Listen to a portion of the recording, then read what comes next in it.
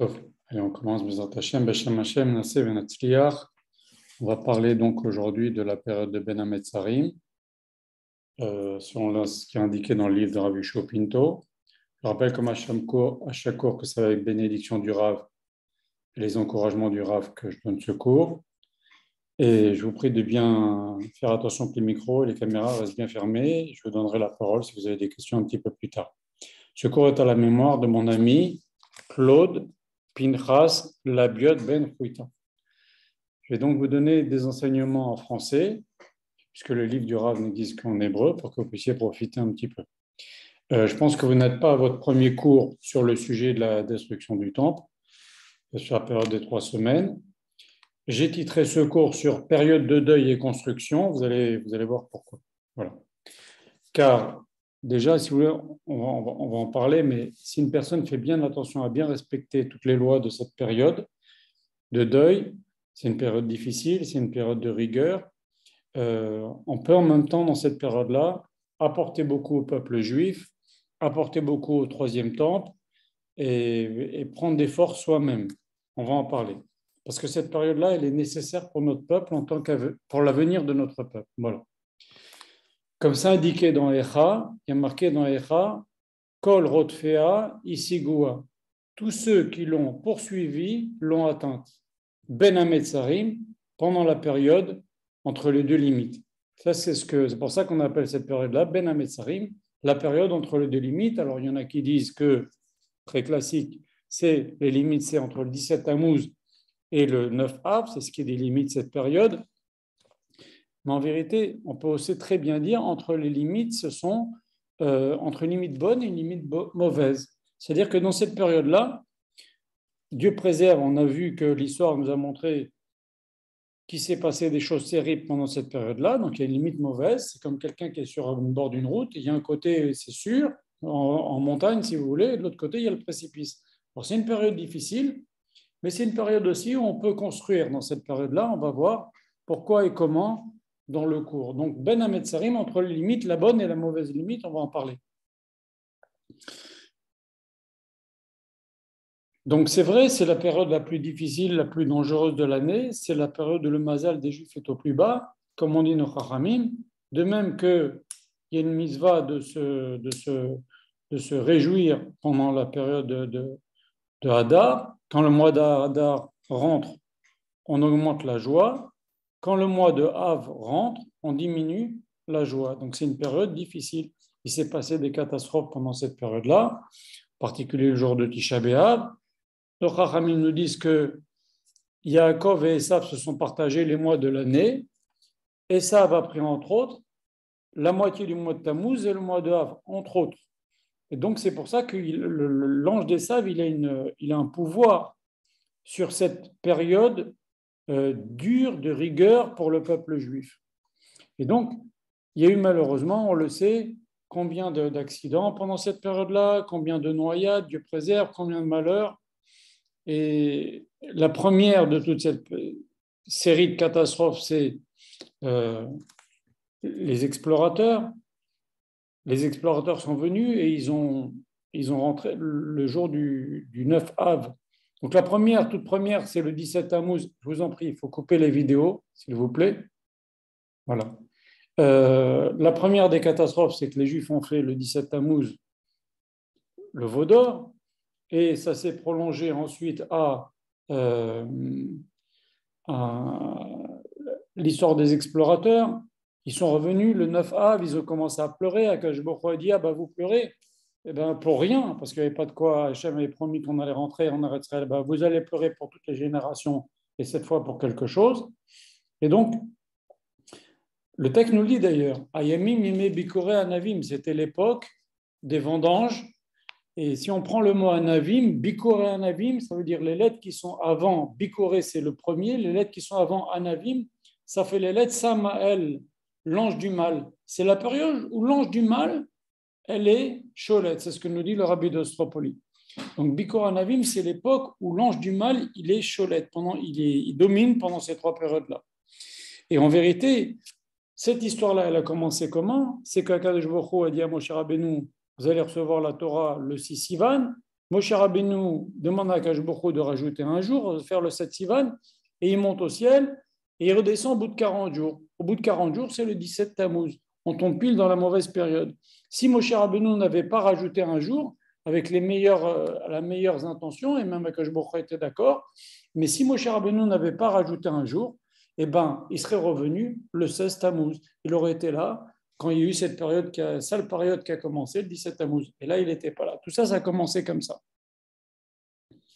Bon, bien sûr, vous savez que la destruction du premier temple par les Babyloniens, Nabuchodonosor, 500 ans après, 70 ans après, entre les deux, il y a eu l'exil en Babylone, l'épisode de Purim, les Juifs reviennent, 420 ans le deuxième temple, ou 410, il y en a un qui a duré 410, l'autre 420. Destruction du deuxième temple au bout de 410 ou 420 ans par les Romains, par Titus. Ensuite, 50 ans après, ou peut-être un peu moins, il y a eu destruction de la ville de Béthar. Et une des accusations pour laquelle la ville de Béthar a été détruite, bon, on ne va pas tellement en parler aujourd'hui, mais il y aura beaucoup à dire sur ce qui s'est passé à Béthar, mais nos Chachamim nous disent que une des choses qu'a fait qu'Akash Baruch Hu s'est fâché avec les habitants de la ville de Béthar, c'est qu'ils auraient pu venir au secours des Juifs qui étaient, ils étaient déjà très forts, cette ville existait quand il y a le deuxième temple, et ils ne sont pas venus. Ils ne sont pas venus à l'aide des Juifs qui étaient dans le temple, qui étaient à Jérusalem. Et là, donc 50 ans après la destruction du deuxième temple par les Romains ont continué, ils ont détruit la ville de Béthar. Comment ça a commencé cette histoire? Par une histoire tout bête, l'histoire de Béthar. C'est que les Juifs, ils avaient l'habitude que quand il naissait une fille, on plantait un chêne. Quand il naissait un garçon, on plantait un cèdre. Et quand ils se mariaient, la fille et le garçon, eh ben, on coupait le cèdre du garçon, le chêne de la fille, et avec ça, on faisait une choupa. Donc chaque papa, il plantait un cèdre pour son garçon, un chêne pour une fille. Le jour où la fille se mariait, ben, on coupait le chêne, et le père du khatan, il coupait le cèdre, on faisait une choupa avec ça. Et un jour, la fille du gouverneur romain passait par là, elle a cassé son carrosse. Elle a demandé à ses soldats, ben, servez-vous, prenez du bois. Ils ont coupé un chêne ou un cèdre, et les gens de Béthar étaient très très forts. Ils ont dit, comment vous coupez ça? On en a besoin pour la choupa, etc. Ils ont fait une histoire de ça. Ils ont frappé les soldats de la fille qui accompagnait la fille du gouverneur romain, et c'est comme ça toute l'histoire a commencé. Pour une petite histoire comme ça, mais pour vous dire comme ils étaient forts, ils n'avaient pas peur de frapper les soldats pour défendre l'arbre qui va servir à faire la choupa de nos enfants. Voilà. Après, dans l'histoire, il y a eu, malheureusement, vous le savez certainement, il y a la persécution des Juifs pendant les croisades, l'expulsion des Juifs d'Espagne, l'expulsion en 1492, l'expulsion des Juifs d'Angleterre en 1290. La Première Guerre mondiale, elle a commencé par la déclaration de guerre des Russes, c'était le Tisha B'Av en 1914. On dit que Hitler est monté aussi le 9 av, et le début de la déportation du gâteau de Varsovie, ça a commencé aussi le 9 av. Donc bien, il y a aussi plein de tzadikim qui sont morts de le 9 av. Donc c'est vraiment une période où le mazal des Juifs est au plus bas. Voilà, bref. Donc c'est une période de 22 jours, pas 21, 22 jours, parce qu'il y a 3 semaines, hein, mais si on compte le dimanche, par exemple cette année, 17 Tammuz, un dimanche, 3 semaines après, il y a 9 av, pardon. Si vous voulez la vraie date, le Shabbat est tombé un 17 Tammuz. Cette année, le Shabbat va tomber le 9 av. Il s'est passé, il y a 3 semaines plus un jour. Ça fait 22 jours. Il y a beaucoup à dire là-dessus, mais en tous les cas, ça correspond en fait aux 22 jours qu'il y a entre Rosh Hashanah et Shmini Atzeret inclus. Et c'est lié. C'est lié, on va en parler si vous laissez. Dans le deuil, dans la rigueur, il y a un travail à faire pour chacun d'entre nous pendant cette période-là. Alors, d'ailleurs, ils sont appelés Moed. Tisha B'Av est appelé Moed. C'est pour ça qu'on ne fait pas de Tachanoun à Tisha B'Av. Donc, il y a un travail à faire pour nous et on va en parler maintenant. D'accord? Alors maintenant, si on voit la racine de tout ça, ça a commencé le 17 Tammuz, lorsque les Juifs ont fait le veau d'or. Il est marqué dans la Torah, les Juifs, ils ont commencé à être metzachek, s'amuser. Rachid dit 3 choses. Il dit, avec Esav et Yitzhak, aussi il était, pardon, Ishmaël et Yitzhak, il a marqué aussi qu'il était metzachek. Et là-bas, Rachid dit, metzachek, ça veut dire 3 choses. Ça veut dire l'idolâtrie, le meurtre et la débauche. Et c'est ce qui s'est passé aussi pendant le veau d'or. Et si on voit le premier temple, il a été détruit pour exactement les mêmes motifs qu'il y a eu le veau d'or, l'idolâtrie, la débauche et le meurtre. Ensuite, si on remonte un petit peu plus tôt, avant cette histoire du veau d'or, il y a eu la vente de Yosef. Lorsque Yosef s'est dévoilé devant ses frères, la Torah nous dit une expression bizarre dans le Sefer Torah. Il y a marqué que Yosef a pleuré sur les coups de Benjamin, comme si Benjamin avait 2 coups. Et Rashi relève ça, il dit c'est quoi les 2 coups? Ce sont les 2 temples, et Yosef a pleuré avec Benjamin parce que les 2 temples vont être détruits. Et pourquoi le temple? Ça s'appelle le coup. Dans Shirachirim aussi, le temple, on parle de coup dans Shirachirim, etc. La tête, c'est Akash Borou. Le corps, c'est les Bnei Israël. Et ce qui relie les deux, c'est le temple. C'est le coup. Ce qui relie la tête et le corps.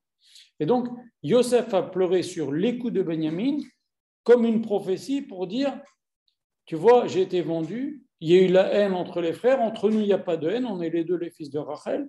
Mais cette faute-là de haine gratuite, elle va se retrouver, et c'est pour ça qu'il a été vendu, et de la jalousie, etc. Elle va se retrouver dans toutes les générations. Et elle va se payer, et ça va causer la destruction du 2e temple.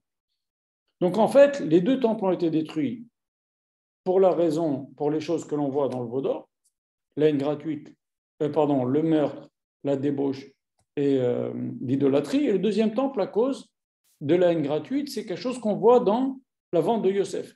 Et si on voit, qu'est-ce qu'on dit dans la Neila? On dit Ki mochala nata les shifté Israël, Ki mochala nata les Israël, ou mochalan les shifté Yesurun, ou le solchan les shifté Yeshurun. Akash Bokhu, tu pardonnes en Israël. C'est les fautes du veau d'or. Ou mochalan les shifté Yesurun, Yeshurun, tu pardonnes aux tribus d'Israël. Qu'est-ce qu'elles viennent faire les tribus d'Israël dans le jour de Neila, dans la prière de Neila? Parce que la racine de toutes les fautes entre nous, Akash Bokhu, c'est le veau d'or. Et en particulier, il y a des fautes qui font qu'Akash Bokhu s'énerve vite et punit vite, c'est ce qui s'est passé pendant le veau d'or, c'est-à-dire l'idolâtrie, la débauche et le meurtre. Et la racine de toutes les fautes entre l'homme et son prochain, elle a pris sa source dans la haine gratuite qu'il y avait entre les frères et Yosef et la vente de Yosef. Et c'est pour ça qu'on dit ça dans Neila. Et ça, on le retrouve dans les 2 temples. Maintenant, pourquoi la vente de Yosef, c'est si grave? Vous verrez sur la chaîne YouTube, on a donné un cours de plus de 2 heures sur les répercussions de la vente de Yosef dans toutes les générations. Ça a eu des répercussions dans toutes les générations. Il y a toujours un tzaddik qui souffre pour rien, qui est mis en prison pour rien. Il y a toujours 12 tzaddikim qui souffrent. Dans chaque génération, il y a 12 tzaddikim qui souffrent pour rien. Tout ça, ça vient de méchaper la faute des tribus qui ont vendu Yosef. Et maintenant, pourquoi c'est si grave? Pourquoi ça a entraîné et c'est resté en nous jusqu'au 2e temple et encore maintenant, puisque Chachamim nous disent, tant que le temple n'est pas reconstruit, c'est comme s'il était détruit à notre génération. C'est-à-dire que les fautes qui ont causé la destruction du 2e temple, la haine gratuite, elles existent toujours. Aussi dans Akash Bokhu, si on avait fait tchouva sur la haine gratuite, il aurait reconstruit, puisque nos Chachamim m'ont dit, tant que le temple n'est pas reconstruit, c'est comme s'il avait été détruit à notre époque. Donc la faute, elle existe encore. Et la seule tchouva, vous le savez, vous l'avez dû entendre dans les cours, c'est la façon de réparer, de faire venir le 3e Beth Amikdash, c'est avec l'amour gratuit. Alors très bien, maintenant, qu'est-ce qu'il y a de si grave dans la haine gratuite? Pourquoi, quand un juif, la source entre les fautes entre l'homme et son prochain, c'est la haine gratuite? Pourquoi ça fait qu'Akash Bokhu, ça nous fait des punitions, ça nous fait des choses très graves? Parce que ça réveille la vente de Yosef. Comme quelqu'un qui fait de l'idolâtrie, de la débauche et de meurtre, ça réveille le veau d'or. Quand quelqu'un il fait une faute entre l'homme et son prochain, ça réveille la vente de Yosef. Et alors, qu'est-ce qu'il y a de si grave? La vente de Yosef, il faut savoir, Yaakov Avinu, c'est le plus grand de nos avot. Akash Bokhu, il l'appelait Israël. C'est la perfection. Il y a Abraham Sak et au milieu, il y a Yaakov. C'est la perfection, c'est l'équilibre entre les deux. C'est Bechir Sheba Avot, on l'appelle. Et bien, qu'est-ce qu'il a eu? Il a eu ses propres fils qui ont vendu un de ses fils. Il a cru pendant 22 ans que son fils était son fils chéri, son fils auquel il a appris toute sa chorma. Il a été mangé par des bêtes sauvages. Il a pris le deuil. Normalement, quelqu'un qui est en deuil, Dieu préserve même les pires drames. Au bout d'1 an, le deuil s'arrête normalement. Il a gardé le deuil.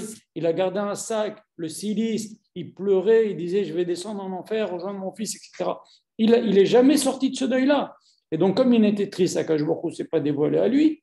Donc, regardez ce qu'on a fait souffrir à Yaakov Avinu. Et ça, c'est une faute qui se paye dans toutes les générations. Et on demande même année, il a encore Akash Baruch Hu de nous pardonner cette faute-là.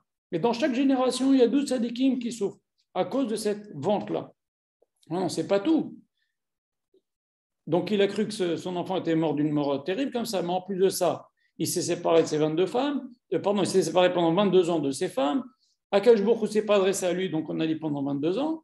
Et c'est pas tout. Yosef, il a été vendu, il a une épreuve avec cette femme-là. Au lieu d'avoir 12 enfants, il a eu que 2. Je ne vais pas rentrer dans les détails. Et on avait vu aussi que les 22 ans de la vente, de la séparation entre Yaakov et Yosef correspondent aux 22 jours qu'il y a dans Ben Hametzarim. Comme par hasard. C'est lié. Et c'est pas tout. Donc Yosef, il a été 12 ans en prison. C'est pas la prison comme la France, c'est la prison là-bas en Égypte. Ça s'appelle un bord, un trou. L'enfer, il a vécu ce tzaddik Yosef. Ça parce que les frères ils l'ont vendu. C'est quelque chose d'horrible ce qui s'est passé. Et c'est pour ça qu'à chaque fois qu'un juif, je suis en train de vous expliquer pourquoi quand un juif fait quelque chose entre son proche, lui et son prochain, et en particulier la haine gratuite, ça réveille la vente de Yosef. Parce que cette vente de Yosef, c'est une boulette horrible, énorme. Et c'est pas tout. Yehuda, il a perdu ses 2 enfants à cause de ça, et j'en passe, et j'en passe, et j'en passe, voir le cours qu'on a donné là-dessus. Et donc, comme ça, les Shevatim sont revenus en Gilgoul. Il y a eu Asarat avec Molachut, Rabbi Akiba qui a été tué terriblement, Rabban Gamliel, Rabbi Ishmael Kohen Gadol, Rabbi Chaim Ben Teradion. Ils ont été brûlés, il a pas arraché. Enfin, combien de trucs horribles qui se sont passés. Bref. Donc, d'un côté, on a le Vaudor qui est le Shoresh de toutes les fautes, la racine de toutes les fautes entre nous et Kadosh Baruch Hu, Ben Adam Lamakom, comme on dit, et la vente de Yosef qui est la racine de toutes les fautes entre nous et notre prochain. Et donc, excusez-moi, mais ça, c'est la destruction du premier temple aussi. Donc, on a vu ça dans le Vaudor et on a vu les mêmes fautes dans la destruction du premier temple. Et la racine des fautes entre l'homme et son prochain, c'est la vente de Yosef. Et ça s'est prolongé, cette haine gratuite, jusqu'au second temple. Et c'est pour ça que Yaakov a pleuré sur les coups de Benjamin. Donc maintenant, ce sont 2 grosses casseroles que le peuple juif traite. Voilà. Et maintenant, ce sont des fautes aussi que je viens de citer, pour lesquels Akash Baruch Hu, il punit tout de suite. Il y a des fautes où Akash Baruch Hu, il ne punit pas tout de suite. Il attend. Mais il y a des fautes où Akash Baruch Hu, on a vu par exemple dans les parachiotes, quand Bilam, il a dit à Balak, il a dit, le Dieu d'Israël a horreur de la débauche. Et c'est ce qui s'est passé. Il y a eu l'histoire avec les filles, Akash Baruch Hu, il a puni tout de suite. Donc il y a des choses pour lesquelles Akash Baruch Hu, je les ai citées, punit tout de suite. Voilà.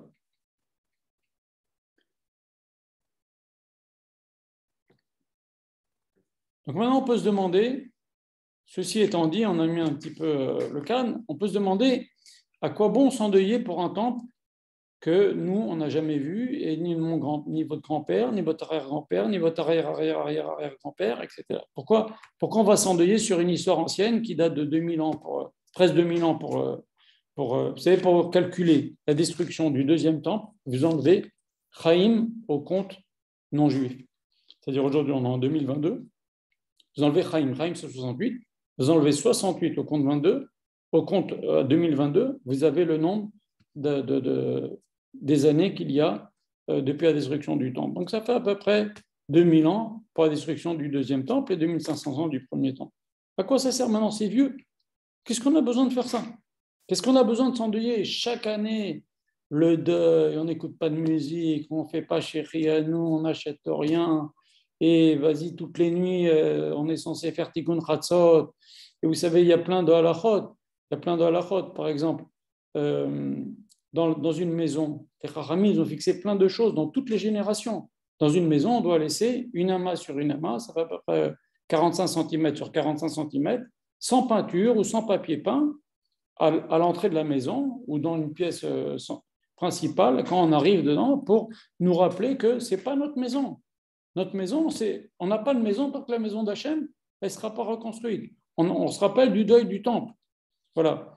Donc, c'est quand même des choses que les Chachamim ont fixées pour les générations. Par exemple aussi, il a interdit, je sais qu'il y a toujours des marloquettes dans toutes les lois, mais en règle générale, en tous les cas, on ne prend pas du vin avec de la musique. On ne mange pas avec de la musique. On n'écoute pas un orchestre stam, un orchestre en vrai stam. Si c'est un mariage, une bar mitzvah, une brit mila, on peut écouter et manger et boire. Mais quelqu'un, par exemple, il dit je vais manger, je vais me mettre la musique, on n'a pas le droit. À cause que le temple est détruit. Ce n'est pas quelque chose de bien, c'est une discussion et c'est pas apparemment, ce n'est pas un truc à faire. Comprenez? Il faut marquer, on n'arrête pas de marquer des signes de deuil. Voilà. Donc, comment ça se fait qu'on fait ça? Alors, déjà, à un moment donné, il faut savoir qu'il y a des gens qui ont écrit à Rav Yosef. Ils lui ont dit pourquoi on dit Nachem dans Mincha de Tisha B'Av. Je vous lis ce qu'on dit dans Nachem à Mincha. Ils lui ont dit à quoi ça sert de dire ça maintenant? Qu'est-ce qu'on dit à Nachem? On dit à Tisha B'Av dans Bonne Yerushalayim, on dit un petit passage qui on finit pas la bracha comme d'habitude. On dit ceci.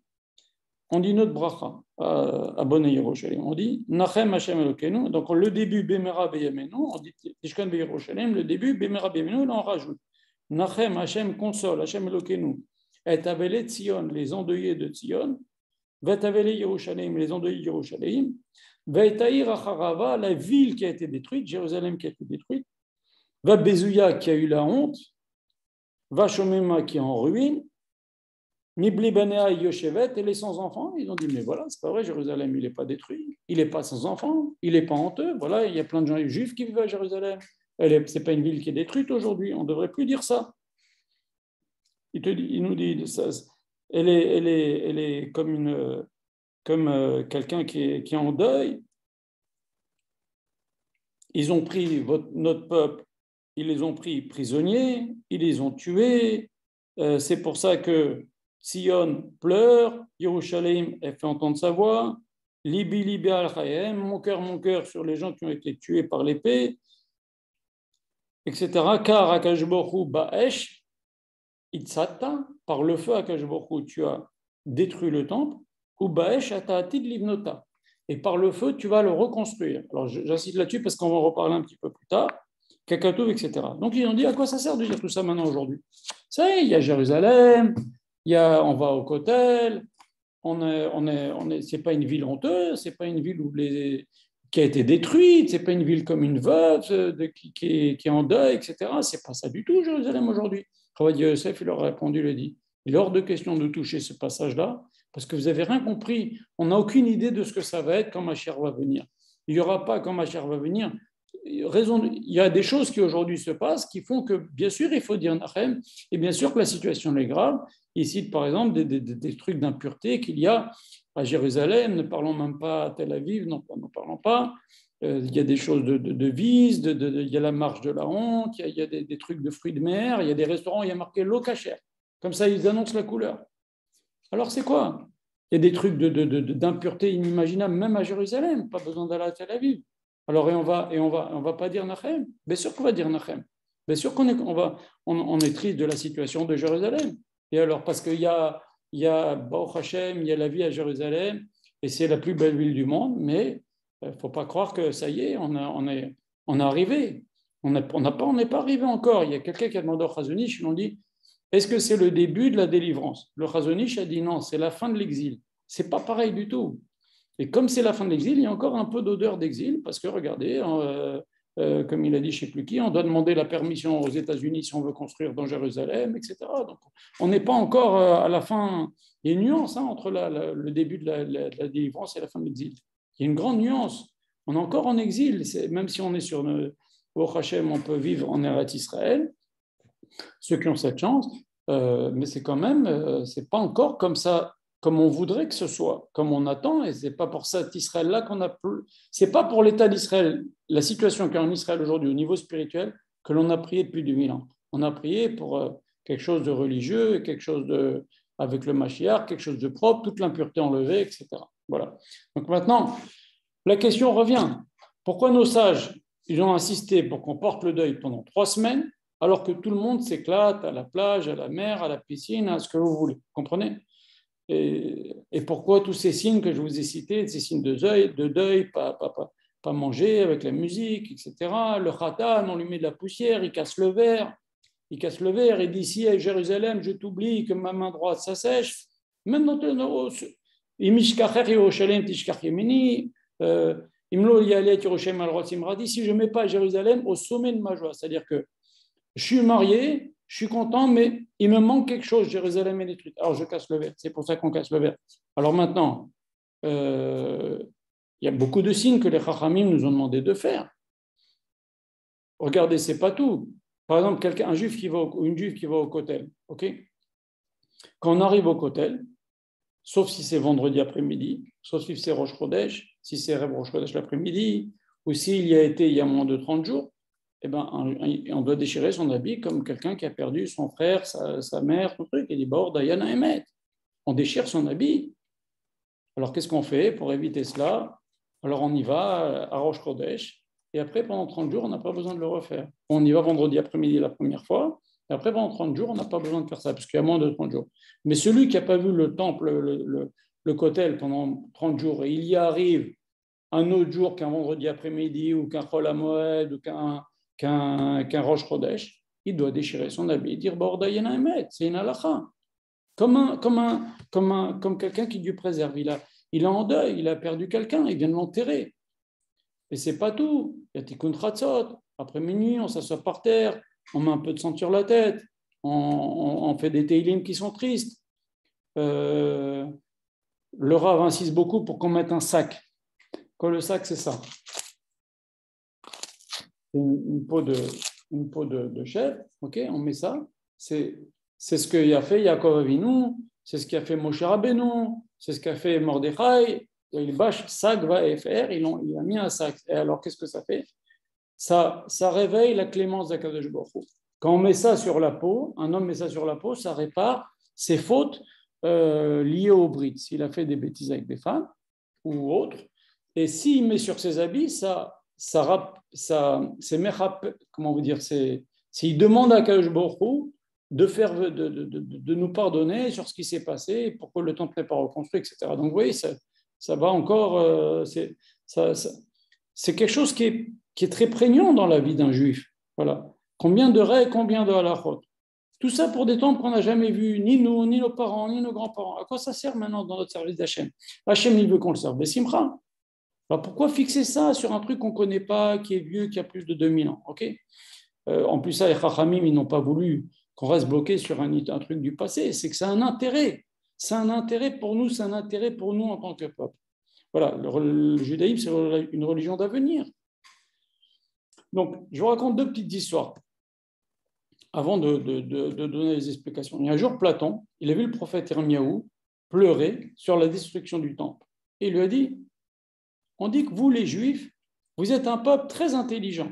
Okay, à quoi ça sert de pleurer sur le passé? Ça vous avance à quoi? Irmiyahu lui a dit, dis-moi, est-ce que tu as des questions? Toi, tu es Platon, tu es le sage, chez les Grecs ou chez les Romains. Est-ce que tu as des questions difficiles de mathématiques, de ce que tu veux, de logique, de ce que tu veux? Vas-y, pose-moi des questions que tu n'arrives pas à résoudre, pour lesquelles tu bloques. Et Platon, il a dit toutes les choses qui le préoccupaient, pour lesquelles il n'avait pas de réponse. Irmiyahu, il a un peu réfléchi, il a répondu. Question numéro 1, question numéro 2, question numéro 3. Il a répondu à tout. Il lui a dit, mais d'où tu sais tout ça? Il lui a dit, nous, on est shoef, on absorbe la sagesse, elle vient du temple. Elle vient de la Shekhinah qui est dans le temple. Elle vient des Luchot Abrit qui est dans le temple. Elle vient de la Kedusha qui est dans le temple. C'est comme ça, c'est grâce à la Torah qu'on a la sagesse. Et donc maintenant, le temple, qui est la résidence d'Akadosh Baruch Hu, il est détruit et moi, je ne vais pas pleurer. Donc il a fait comprendre comme ça. Et il lui a dit aussi, Irmiyahu, que si on ne prend pas la leçon du passé, on ne peut pas avoir d'avenir. Comme vous avez dû l'entendre dans plein de cours, si on ne fait pas de tchouva sur les choses qui ont causé la destruction du temple, et je vous l'ai dit tout à l'heure, ça peut durer longtemps. Bon, là, on arrive à la fin, bien sûr, mais c'est parce qu'en tous les cas, on n'a pas fait de tchouva sur les choses on n'a pas réfléchi sur le passé et on n'a pas arrangé que le temple n'a pas été reconstruit jusqu'au jour d'aujourd'hui. Voilà. Et une deuxième histoire, c'est Napoléon. Il a vu les Juifs au Kotel. Il est venu une fois en Israël, il a vu les Juifs au Kotel. Le jour du 9 Av, il les a vus en train de pleurer et de s'endeuiller. Alors il a demandé, qu'est-ce que vous êtes en train de faire? Alors les Juifs lui ont dit, nous on s'endeuille pour un temple qui a été détruit, le temple de Salomon, de Hordouz, Hérode, qui a été détruit il y a plus que 1700 ans, à l'époque de Napoléon. Napoléon, il a dit ceci, si le souvenir du temple est aussi vivace Et si les Juifs s'endeuillent encore et attendent la reconstruction du temple, on ne peut pas dire que le temple a été vraiment détruit. Voilà ce qu'a dit Napoléon. Tout simplement parce qu'on le fait vivre dans notre cœur, en y pensant, en s'endeuillant, en y réfléchissant, en s'endeuillant chaque année 3 semaines, en attendant, espérant le troisième Beth Amikdash, en prenant conscience de cette chose-là qu'on avait, qu'on a perdu, etc. Parce qu'on est né sans, on s'en passe. On est né sans. Et combien de générations sont nées, sont morts sans le temple. Donc on s'en passe. Mais c'est une grande erreur. Il faut qu'on se rende compte de ce qu'on a perdu. Et vous voyez les tzadikim, quand les tzadikim ils pleuraient, mamage des larmes. Le Khatam Sofer est versé des larmes, il les récupérait dans un verre et il les buvait à Soudam Afsekat avant Tisha B'Av. Comprenez?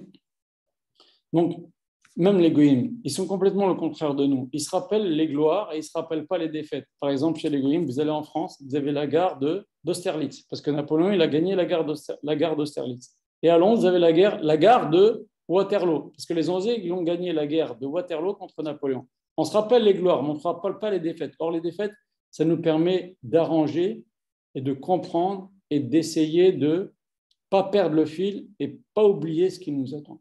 Et en vérité, on va voir maintenant, dans le cours Bezrat Hashem, comment ce deuil va nous permettre de reconstruire le temple. Vous allez voir en quoi ça sert. À quoi ça sert vraiment. Voilà. Donc, est-ce que déjà vous avez des questions sur ce qu'on a dit maintenant? Parce qu'on va rentrer dans le vif du sujet maintenant.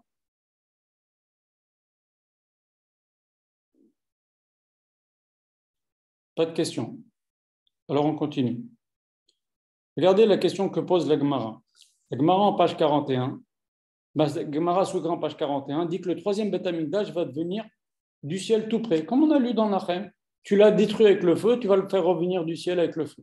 Vous voyez souvent des posters, on voit le temple Amikdash, le troisième Beth Amikdash qui descend en feu, etc. D'accord? D'ailleurs, on le dit, Mikdash Hashem, connais-nous Yadecha. Hashem, c'est toi qui vas le faire. Hashem, le Mikdash d'Hashem, c'est Hashem que tu l'as fait avec Yadecha, avec tes mains. Seulement, il y a un problème. Le Rambam, il nous dit autre chose, et vous le savez certainement, dans l'Ichot Melachim, dans l'11e Pérec, Rambam, il dit, c'est le Mashiach qui va construire le troisième temple. C'est un des signes d'ailleurs pour savoir que c'est le Mashiach, c'est qu'il va construire le troisième temple. Il ne va pas le faire seul, il y a Mashiach ben David, il va le faire, Mashiach ben Yosef qui va le faire, Eliyahu Navi va l'aider, et Tzadok HaKohen. Voilà ce que dit le Rambam. Alors bien sûr, ils ne vont pas mettre la main à la pâte, mais ils vont être les organisateurs. Comme Shlomo a été l'organisateur du premier temple, Hérode a été l'organisateur du deuxième temple. Donc on voit d'un côté la Gemara Souka 41 qui nous dit que le temple va descendre tout près, et le Rambam il nous dit que c'est le Mashiach, les deux Mashiach qui vont le construire avec Eliyahu Navi, Tzadok HaKohen, ils vont être là derrière pour le faire, le fabriquer ici. Alors c'est quoi cette contradiction entre la Gemara et le Rambam? Et même la Gemara Souka un peu plus loin, elle rajoute et dit que, voilà ce que je vous ai dit dans page 52, là-bas elle dit que ça va être par ces quatre tzadikim-là que vous y citez. Donc, il faut savoir, par rapport à cette question, le Rav, il explique dans ses livres qu'il fait une petite introduction. Et il nous rappelle qu'est-ce qui s'est passé pour le premier temple. Ce qui s'est passé pour le premier temple. Il y avait David. Avec David, il a voulu construire le premier temple. Hachem, il lui a dit non. Comment ça s'est passé? David Amelech, il a atteint de très hauts niveaux dans sa vie. Il a recherché Hachem toute sa vie, une très grande proximité avec Akash Baruch. Il suffit d'ouvrir le livre de Tehilim et vous en avez la preuve. Voilà, comme disait Rav Israël, nous, quand ça ne va pas, on prend le Tehilim. David Amelech, quand ça n'allait pas, il n'avait pas le Tehilim. Alors il a écrit. Très bien. Alors maintenant, on voit dans Tehilim que toute sa vie, David Amelech, il parle avec Akash Baruch. Il pleure vers Hachem. Il crie vers Hachem. Il demande à Hachem de l'aider. Il demande à Hachem de l'éclairer. Comme c'est marqué, Shifri Kamaim Liber Nochar Pen Hachem. Je déverse mon cœur comme de l'eau dans Tehilim. Je déverse, David qui parle à Hachem, je déverse mon cœur comme de l'eau, Nochar Pen Hachem, face à Kadosh Baruch Hu. Donc, David Amelech, il était très lié avec Akadosh Baruch Hu, et on dit c'est un des piliers du Kisakavod, etc. En tous les cas, il avait un grand rêve, David Amelech, c'était construire le temple. Et donc, il a acheté le terrain chez un monsieur qui s'appelait Arona Yevossi. C'est un terrain spécial. Je vous la fais courte, mais je vous raconte comment ça s'est passé. Il y avait deux frères. Il y en a qui disent, il y a différentes versions, mais il y avait une histoire aussi comme ça. Sur cet endroit-là où le temple a été construit, il y avait deux frères. Un qui avait une femme et des enfants, plein d'enfants, et l'autre qui n'était pas marié, il ne trouvait pas à se marier, il n'avait donc pas d'enfants. Et ils avaient un terrain qu'ils avaient reçu de leur père, Et chaque année, eh ben, il récoltait et, il faisait moitié-moitié. Et maintenant, celui qui avait pas d'enfants et pas de femme, il était seul avec autant de richesses que l'autre qui avait une femme et des enfants et plein de dépenses. Il a dit, il a plein de dépenses.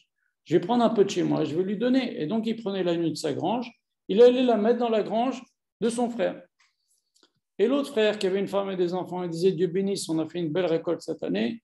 On n'a pas, j'ai pas besoin d'autant. Blainara, j'ai de quoi vivre, moi, ma femme et les enfants, Alblida, pendant des années avec tout ce qu'on a récolté cette année.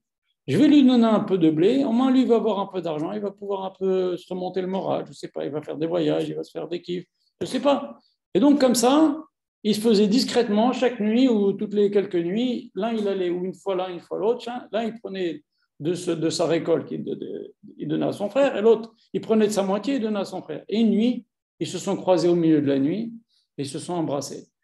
Et cette terre-là où c'est vraiment la batrinam, l'amour gratuit, Kajborko, il a dit, je veux que le temple soit construit là-dessus. Et David Améler, il a acquis cette terre-là. Et comme c'est une terre qui a été choisie par Hachem à cause de l'amour gratuit, elle ne pouvait pas supporter l'aide gratuite. C'est impossible, c'est antithétique. On va en parler, Bezrat Hachem. Donc on revient sur David Améler. Il a creusé les fondations du temple. Il a rassemblé l'argent. Il a, pour payer les ouvriers, pour acheter le matériel, etc. OK. Mais Akashborou le coupe dans son élan et lui dit, David Améler, tu ne peux pas construire le temple, car tes mains sont pleines de sang. Bon, David Améler, c'est vrai, il a passé très nombreuses années de sa vie, il était pourchassé par Shaoul, ça a quelques années. Après, il a eu des guerres de partout autour. Après, même ses enfants, ils ont voulu le tuer, d'autres de ses enfants ont voulu le tuer. Après, des ennemis, des grands Talmidei Chachamim, comme Doeg Achitophel, qui étaient des conseillers de Shaoul, les Rosh Hashanah, etc. Ils étaient derrière pour exciter Shaoul pour attaquer David. Bon, on en parlera si un jour on fait un cours sur David. En tous les cas, il a passé sa vie à faire la guerre. C'est des guerres de mitzvah. Il fallait qu'il se défende. Il fallait qu'il agrandisse Israël. Très bien, c'était des guerres de mitzvah. Machem, il a dit, tu ne peux pas construire le temple. Déjà, on voit qu'à la fin de Parashat Mishpatim, il y a marqué qu'on ne peut pas utiliser une lame pour couper les pierres. On utilisait, vous savez, ce fameux verre là, le shamir là. Et donc, pourquoi? Parce que la lame, ça tue. Donc la lame qui est là pour raccourcir la vie des gens, elle ne peut pas aller être utilisée pour couper les pierres du temple, qui est là pour rallonger la vie des gens, parce qu'il apporte la kapara aux gens. Donc David Améler, il a beaucoup souffert. Il a dit, Kol mishbarecha begalecha alaya, toutes les brisures et toutes les vagues de l'aide qu'un homme il peut encaisser dans la vie, elles me sont passées dessus. David Améler, il a dit, tu as tué, tu ne peux pas construire le temple. C'est ton fils qui va construire le temple. Et après le décès de David Améler, Shlomo Améler va donc lui vraiment concrètement construire le temple et il va y avoir l'inauguration qui va se passer le jour de Kippour. Ce jour-là, les Juifs, l'inauguration du premier temple, ce jour-là de Kippour, les Juifs ont mangé. C'était une mitzvah pour eux de manger malgré que c'était Kippour. C'est Horat Sha'ah, c'était une décision du moment spécial, exceptionnel. Et pendant 7 ans, Shlomo Améler, il n'a pas bu de vin, il ne s'est pas approché d'une femme, il n'a pas mangé de viande pendant 7 ans. Bon, il a fait une grosse erreur, c'est que la veille de l'inauguration du temple, il s'est marié avec la fille de Paro, avec, comment elle s'appelle, cette fameuse femme là, Batia, elle s'appelait, c'est le Gilgoul de l'autre Batia, bon, on ne va pas parler de ça, mais à cause de ça, Akash Baruch Hu, il a dit, au moment où il s'est marié, la veille de l'inauguration du temple, au moment où il s'est marié avec cette femme-là, Akash Baruch Hu, il a envoyé des anges pour planter le début du début de la ville de Rome. Les Chachamim nous disent, quand tu construis l'un, tu détruis l'autre. Tu construis Jérusalem, tu détruis Rome. Tu détruis Jérusalem, tu construis Rome. Et donc, en se mariant, en faisant ça, Rome a été construit qui allait détruire le temple, le deuxième temple. Donc, on ne va pas parler de ça maintenant aujourd'hui. En tous les cas, il a tout fait, Shlomo Améler, pour construire le temple. Et il va pour apporter le Haron à Kodesh. Et, alors, vous savez ce que c'est le Haron à Kodesh? C'est un coffret qu'il y avait dans le Saint des Saints. L'endroit le plus saint du temple s'appelle le Saint des Saints. C'est l'endroit où il n'y a que le Kohen Gadol qui peut rentrer. le jour du Kippour, avec des habits spéciaux, des sacrifices spéciaux avant, plein de mikveh, c'est ce qu'on lit à Kippour. Bien. Et dedans, il y va une fois par an, le jour du Kippour, il fait 2-3 entrées comme ça et il ressort. Quelques secondes et il ressort. Et attention, s'il a une mauvaise pensée, il peut mourir sur place. Et donc, qu'est-ce qu'il y a là-dedans? Pourquoi c'est si saint? Parce que dedans, il y a le Aron HaKodesh, ce fameux coffret qui est de bois et d'or, dans lequel il y a les tables de la loi, il y a la manne, et il y a aussi le bâton de Aaron avec les amandes. On a lu ça à la fin de Parashat Korah. Bien. Donc, il va pour entrer le Aron HaKodesh, c'est le but. Le but du Mishkan, c'est que le Aron HaKodesh dans le Kodesh HaKodashim. Les tables de la loi sont dans le Saint des Saints, afin que le Kohen Gadol puisse faire son avoda le jour de Kippour. Et voilà 40 pas. Et voilà 40 pas. Les portes sont fermées, soudées, elles ne veulent pas rentrer. Alors, je vais vous lire ce que nous disent nos sages sur cet épisode-là.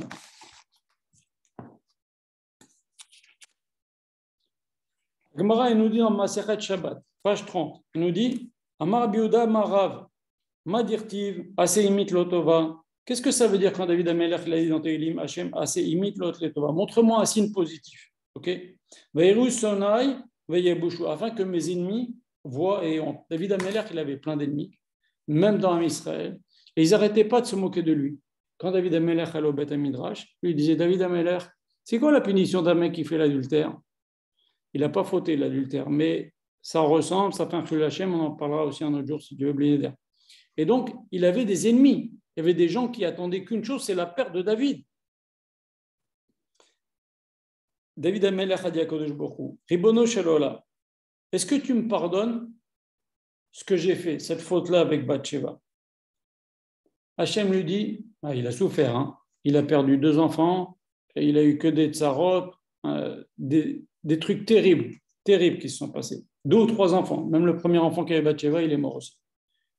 Et 2 enfants qui ont voulu le tuer, qui sont morts, il a souffert. Il a eu 5 punitions à cause de cette histoire-là. Hachem lui dit, je te pardonne. Alors David Amelech lui dit, montre-moi un signe positif de mon vivant. Akash Baruch Hu lui dit, je vous lis Agmara, il lui dit, de ta vie, de ton vivant, je ne te montrerai pas un signe positif, que je t'ai pardonné aux yeux de tout le monde. Parce que c'est ce que voulait David. Que les gens ils arrêtent de le prendre de travers, de ne pas l'estimer à cause de ce qui s'était passé. Il dit, je ne peux pas. Hachem lui dit, de ton vivant, je ferai rien. Mais après ta mort, je ferai un signe pour que tous tes ennemis comprennent ta valeur et que je t'ai pardonné. Alors, c'est quoi ce fameux signe? C'est lorsque Shlomo HaMelech, il a construit le Beth Amikdash, il a voulu rentrer le Aaron dans le Kodesh HaKodashim, les portes se sont soudées, ce que je vous disais tout à l'heure. Et donc, Shlomo HaMelech, il a dit 24 louanges à Akash Baruch Hu, les portes n'ont pas été ouvertes. Il a dit, ce qu'on dit, le fameux psaume 24, Seu Sharim Rashechem, les portes, ouvrez-vous, Vayavo Melech HaKavod, que le roi de l'honneur Akash Baruch Hu vienne, Meuze Melech HaKavod Akash Baruch Hu, qui viennent, les portes ne sont pas ouvertes. Il a dit, alors il est venu, il a dit, Hachem Elohim, Shoma Melech a dit, Hachem mon Dieu, Al Teshev Pene Meshichecha, ne me fais que j'ai pas honte, ne me laisse pas sans répondre à ma demande. Zacha, David Avdecha, rappelle-toi des chassadim, du bien que faisait David mon père. Tout de suite, boum, les portes se sont ouvertes. Et à ce moment-là, justement, c'est ça le signe qu'Akash Baruch Hu avait promis à David. De ton vivant, je ne te ferai pas un signe que tu as été agréé et pardonné, mais après ta mort, je le ferai. C'est à ce moment-là, le jour de l'inauguration du Beth Amikdash. Et donc, on voit qu'au moment le plus crucial, après 7 ans de préparation pour la construction du Mishkan, Shlomo HaMelech, il va pour rentrer le Haron, il n'arrive pas. Et grâce à qui rentre le Haron? Grâce à son père qui est mort 7 ans avant, qui a voulu, qui l'a désiré, qui a prié. David HaMelech, il a prié, il a désiré, il a tout fait pour avoir le temple. Hachem ne l'a pas laissé, c'est Shlomo qui a construit, mais il ne pouvait rien faire s'il n'y avait pas le mérite de son père qui avait préparé le terrain par cette filote, par son envie, par son attente et son désir de construire le Beth Amikdash. Et à ce moment-là, tous les ennemis de David ont eu honte, ils ont vu comment, grâce au mérite de David, on va pouvoir avoir le Mishkan. Alors maintenant, qu'est-ce que ça nous apprend toute cette histoire-là? Pourquoi je vous raconte tout ça? Pourquoi je vous raconte cet épisode-là? Quel rapport avec Tisha B'Av? Parce que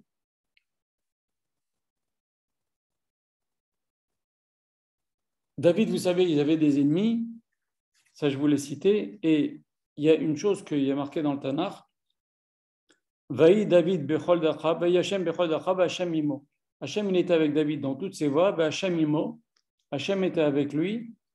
Chachamim nous dit, ça veut dire quoi? Hashem était avec lui. La halakha, elle est toujours comme David. Il y avait des grands Chachamim à l'époque de David. Et même des gens qui lui ont appris la Torah. À la fin, quand même, halakha était toujours comme David. Et donc c'est vrai que, pour revenir, je voulais juste vous dire cette nécula, pour revenir sur ce qu'on a dit, c'est vrai que Shlomo HaMelech a construit le Mishkan, ok? Il a fait confectionner les pierres, le bois, l'or, l'argent, le pourpre, tout ce qu'il y avait à l'intérieur du Mishkan, ce que nous on voit avec nos yeux, ok? Mais on a vu dans cet épisode que je viens de vous lire, c'est que c'est le projet, c'est l'attente, c'est la volonté de David HaMelech et le mérite de David HaMelech qui a fait qu'on peut l'utiliser ce Mishkan, sinon on n'aurait pas pu mettre l'or en HaKodesh. Un temple dans lequel il n'y a pas l'or en HaKodesh, dans le Kodesh HaKodashim, c'est comme le deuxième temple. Le deuxième temple, il n'y avait pas l'or en HaKodesh. Dans le Kodesh HaKodashim, il était vide, le Kodesh HaKodashim. Il y avait 5 choses qui manquaient dans le deuxième temple. Et donc, le temple de David, de Shlomo HaMelech, il aurait été comme un édifice vide s'il n'y avait pas eu le mérite de son père. C'est comme un être humain. Un être humain, il y a ce que le père et la mère font. Un corps humain, Beyul Basar Echad, ça fait un enfant. Mais qu'est-ce qui donne la vie? Le troisième associé, c'est Akash Baruch Hu qui donne la Neshama. Alors ça ne se voit pas, mais c'est ça qui fait que l'être humain vit. Le jour où Akash Baruch Hu il reprend sa part, il laisse qu'on donne le père et la mère un corps mais sans vie. Et donc c'est pareil pour le Beth Amikdash. Shlomo HaMelech, il a construit le corps du Beth Amikdash, mais la vie du Beth Amikdash, la vitalité, l'intérêt du Beth Amikdash, c'est qu'on puisse y entrer le Aron HaKodesh. Et ça, c'est par quoi? C'est grâce au désir de David de construire le Beth Amikdash. Et tout ce qu'il a préparé, tout ce qu'il a voulu, tout ce qu'il a prié pour lui-même construire. C'est ça qui a donné de la vitalité, de la vie et au Beth Amikdash et qui a permis que l'on rentre le Kodesh HaKodashim. Donc, comme nous disent nos Chachamim, il y a Marshava Tova Mestarefa les Maaseh. Il y a la Marshava et il y a l'action. Il y a la Marshava de David de construire le temple, de prier, de préparer, de supplier, de demander, d'avoir envie du temple. Et il y a l'action, le Maaseh de Shlomo. Les deux se rajoutent. Marshava Tova, la Marshava Tova de David, se rajoute à Maaseh de Shlomo. Et donc, c'est vrai que pour le troisième temple, comme on a vu dans le Rambam, c'est le Mashiach ben Yosef, Mashiach ben David, Eliyahu, Tzadok HaKohen qui vont construire le temple. Mais d'où va venir cette Kedusha qu'il y a dans le temple? Elle vient du ciel. Elle va venir du ciel directement. Et comment elle est fabriquée? Elle est fabriquée tous les jours. C'est ce qu'on dit dans la Mida. Ba'ochata Hashem, Boné Yerushalayim. C'est au présent. Hashem, tous les jours, il construit le temple. Alors, avec quoi il construit? Tout ce que nos Chachamim ont dit, celui qui fait ça, il construit une pierre Beth Amikdash. Celui qui fait un couple kasher, qui respecte Torah, etc., il construit une pierre Beth Amikdash. Mais ce n'est pas tout. Quand nous faisons le deuil sur la destruction du temple, quand nous faisons Teshuvah sur Sinatrina, quand nous prions pour le temple, quand nous faisons Tikkun Chatzot, quand nous faisons, on va s'asseoir par terre, on va pleurer le jour de Tisha B'Av, etc., l'Ikinot, etc., et bien Akadosh Baruch Hu, il construit la Kedusha du Beth Amikdash qui va faire descendre du ciel. La Kedusha du ciel du Beth Amikdash, elle va descendre. Nous, les tzadikim que j'ai cités, ils vont le construire, mais la Kedusha du Beth Amikdash, ça, elle se construit, et nous la construisons grâce à nous. C'est nous qui la construisons à Akadosh Baruch Hu, bonheur chez le mot présent, grâce à nous, grâce à notre attente. Comme David, grâce à notre attente, grâce à notre demande, grâce à notre filote. Voilà. C'est la neshama, la pureté du temple, elle va descendre directement du ciel, mais c'est grâce à nous, grâce à justement ce qu'on va faire pendant cette période-là. Et c'est pour ça que cette période-là, j'ai titré le cours une période de construction. Parce qu'en vérité, à chaque fois qu'un juif s'endeuille sur la destruction du temple, et qui veut, bien sûr, qu'est-ce qu'on veut? On veut la rehausser. On ne se contente pas de s'endeuiller sur la destruction du temple, on veut qu'il soit reconstruit. Eh bien, c'est le ratson, comme le ratson de David. On est en train de faire Marshava Tova, mais Sarafa le Maaseh. Les bonnes pensées, l'attente et le désir d'aimer Israël, c'est ça qui va se rajouter avec l'action de Mashiach ben Yosef, ben David, etc., qui vont construire, Eliyahu Hanavi, Tzadok HaKohen, qui vont construire le troisième Beth Amikdash.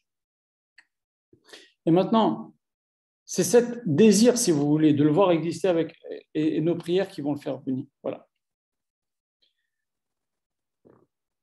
Donc il y a la construction physique et il y a la construction spirituelle de quelque chose. Et l'âme du troisième temple, c'est nous, comme je vous l'ai dit, voilà, dans tous les sens. Voilà. Est-ce que vous avez des questions sur ce qu'on... Et c'est ce que nos Chachamim nous disent. Autrement dit, ils disent, qu'est-ce qu'ils disent nos Chachamim nous disent? Tout celui qui ne s'endeuille pas sur Jérusalem ne verra pas, tout celui qui voit son deuil sur Jérusalem est méritant, verra la reconstruction. Et celui qui ne prend pas le deuil sur Jérusalem ne verra pas la reconstruction. Ben, c'est normal. Quand tu t'endeuilles, tu prépares la reconstruction. Toute la Kedusha du troisième Beth Amikdash, elle va venir grâce à justement à tout le deuil qu'on a pris sur soi. Voilà. Donc en fait, quand on désire la reconstruction du temple, et on y pense souvent, quand on regrette la destruction et qu'on vit le deuil de cette période, et ben on construit la profondeur, la vitalité et l'âme du troisième temple. Et on prépare l'avenue du Mashiach. Voilà. Et ça, c'était une ékouda, c'est pour ça que c'est une période de construction. Et c'est ça, Ben Hametzarim.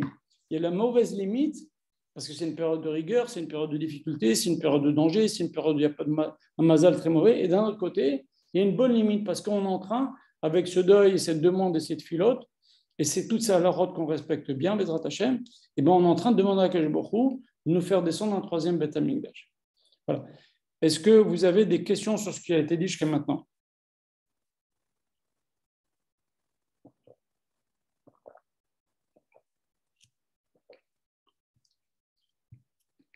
C'est pas possible qu'il n'y ait pas de questions. Pas de questions? Alors on continue. Le Rav me fait aussi remarquer dans ses livres au nom du Bnei Issachar que pendant les 3 semaines de Ben Hametzarim, on va lire Pinchas, Matot, Masé, Devarim. C'est pile les parachutes qui parlent du partage d'Eretz Israël, avec l'histoire le tirage au sort, etc. Comment ça s'est passé pour le partage d'Eretz Israël. En vérité, de l'héritage d'Eretz Israël. Pourquoi Ezra a fait en sorte que on lit ces passages-là? C'est Ezra qui a fait les parachutes et qui a décidé quand on lisait quoi. Il a aussi décidé qu'on lit la Torah, on ne reste jamais 3 jours sans lire la Torah, parce que c'est un tsahar. Comme on a vu, Yona, il est resté 3 jours dans le ventre du poisson. Akash Baruch Hu, il a jamais, on voit rarement les tzadikim rester plus que 3 jours en souffrance. Et donc, Ezra, il a institué qu'on lise 3 fois la Torah, qu'on lit la Torah. On ne reste jamais 3 jours sans la Torah, on l'a lu aussi Shabbat après-midi. Alors maintenant, il a fait en sorte aussi, comme je vous l'ai dit, que pendant cette période-là de deuil, on lit le partage d'Eretz Israël. Alors, c'est justement pour que on n'oublie pas que cette terre nous appartient et que, même si le temple n'est pas reconstruit, elle nous appartient et on attend, Bezrat Hashem, de pouvoir y retourner. Et d'où on peut se demander, Laura va poser la question, il a dit, comment ça se fait que tous les Juifs, pendant toute la génération, on dit Shana Abba Beirushalem, même des Juifs qui ont jamais, à l'époque, il n'y avait pas les avions ni rien, des Juifs, ils ont passé 10 générations sans mettre un pied en Eretz Israël. Vous croyez qu'on prenait l'avion pour aller en Israël, c'est à dos de chameau, à dos d'âne. Il y a des gens qui vivaient loin. Vous croyez que les gens qui ont vécu en Afrique du Nord, ils allaient en Eretz Israël, comme nous aujourd'hui on fait un coup d'avion. Il faut y rester 1, 2, 3 générations sans mettre le pied en Eretz Israël. Et celui qui allait, il ne revenait pas, il allait pour mourir en Eretz Israël. Donc comment? Il y a eu cette envie d'aller en Eretz Israël. Pourquoi cette envie? On ne la connaît pas, on ne sait pas. Bon, on a lu dans la Torah, que c'est Chachou, dans la Gemara, nos Chachamim, ils se roulaient dans la terre d'Israël, que tout celui qui fait Arba Amot en Eretz Israël, c'est Mechaper ses fautes, etc. Mais quand même, d'où vient cette envie d'aller monter en Eretz Israël? Ben, c'est un peu lié avec notre histoire qu'on vient de dire maintenant. C'est qu'on voit dans Vaet Hanan, Moshe Rabbeinu, il a fait 515 filotes. Et Akash Baruch Hu lui dit, Rablar, ça suffit, arrête-toi là. Alors la question classique, pourquoi Akash Baruch Hu il a laissé faire les 515? Akash Baruch Hu savait très bien qu'il n'allait pas le laisser rentrer. Il fallait l'arrêter à la première, à la deuxième. Pourquoi tu le laisses faire 515? Bon, il y a plein de raisons. Les tuyaux de Moshe elles sont gardées pour les générations, pour les communautés qui sont en difficulté, pour des cas très graves pour un Israël. Mais en vérité, quand Moshe Rabbeinu il a eu cette envie d'aller en Eretz Israël, qui n'a pas été assouvi, eh ben, il a eu un manque. Eh ben, ce manque-là, il nous est resté à nous dans toutes les générations. Que tous les Juifs, ils rêvent d'Eretz Israël, ils aimeraient vivre en Eretz Israël. On aime Eretz Israël grâce justement à cette envie de David, de Moshe Rabbeinu. Mais c'est la même histoire avec David. David Amelech, il est resté sur sa faim, il n'a pas pu construire le Beth Amikdash. Mais son envie, c'est ça qui a permis au Beth Amikdash d'être construit, et aussi notre envie à nous qui permettra la reconstruction du troisième Beth Amikdash. C'est pour ça qu'Hachem il a laissé faire ces 550 pilotes. Pourquoi? Comme ça enracine dans le cœur de tous les Juifs une envie, comme Moshe Rabbeinu, de pouvoir rentrer en Eretz Israël. Maintenant, Akadosh Baruch Hu, il a quand même laissé Moshe Rabbeinu regarder Eretz Israël, mais sans pouvoir y rentrer. Voilà.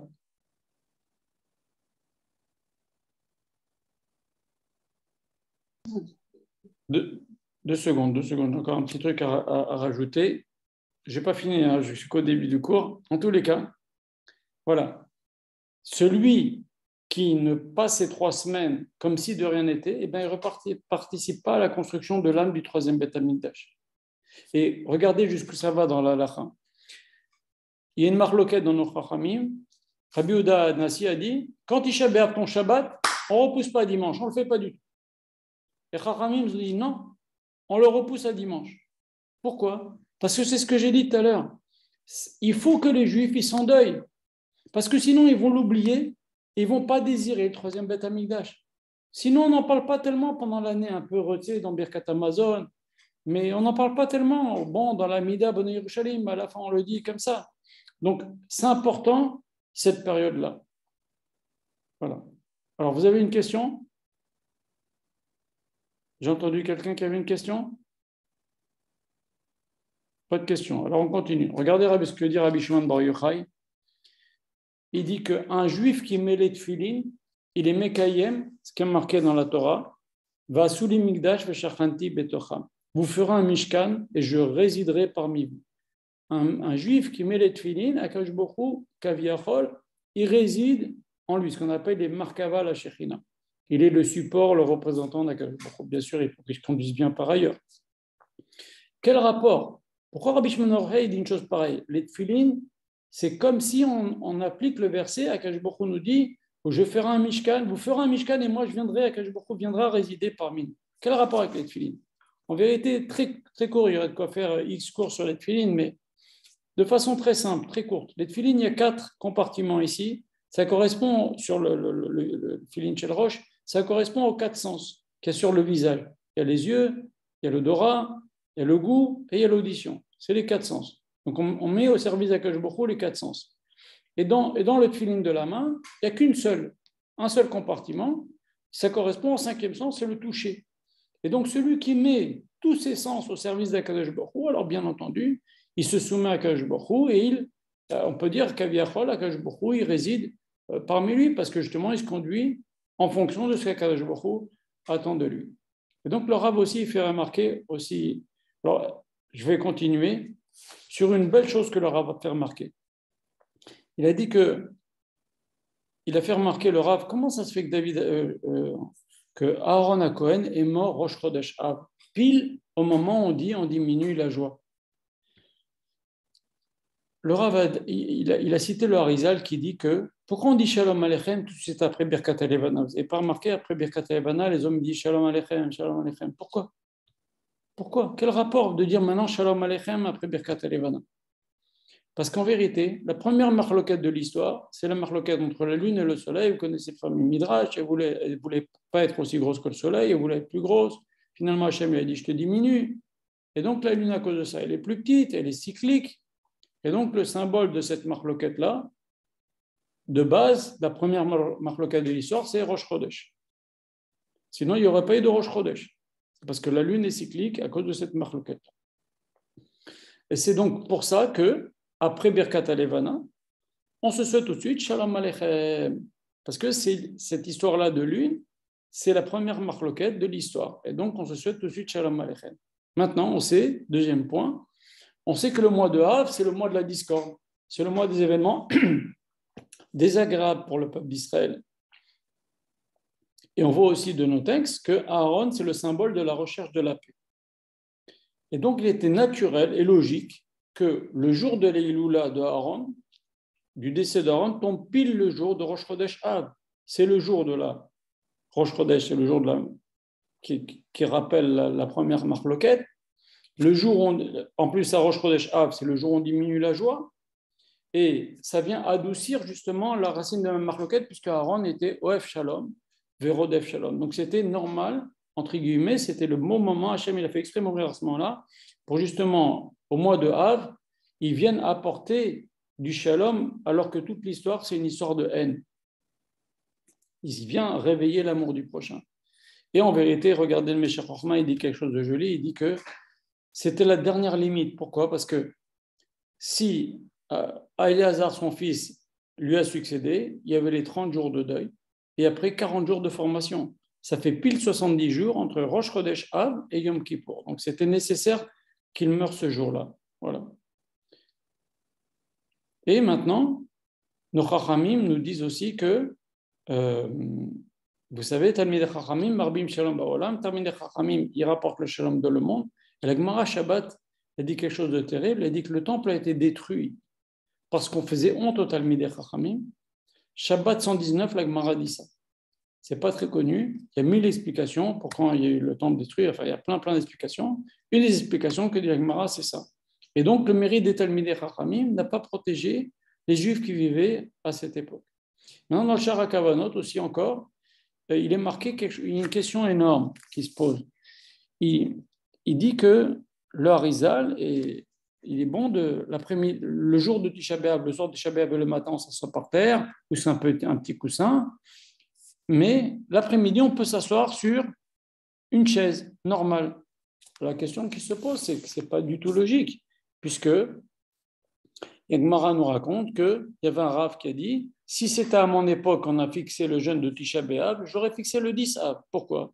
Parce que le temple, il a commencé à brûler l'après-midi du 9 Av. Et surtout, toute la journée du 10 Av. C'est pour ça que le 10 Av, on a le minhag de ne pas prendre de vin, pas prendre de viande, on attend au moins jusqu'à Chatzot. Il y en a qui attendent toute la journée du 10 Av, parce que c'est un jour terrible, le 10 Av aussi. C'est le jour où le rov du temple a brûlé le 10 Av. Il a juste commencé à brûler le 9 Av.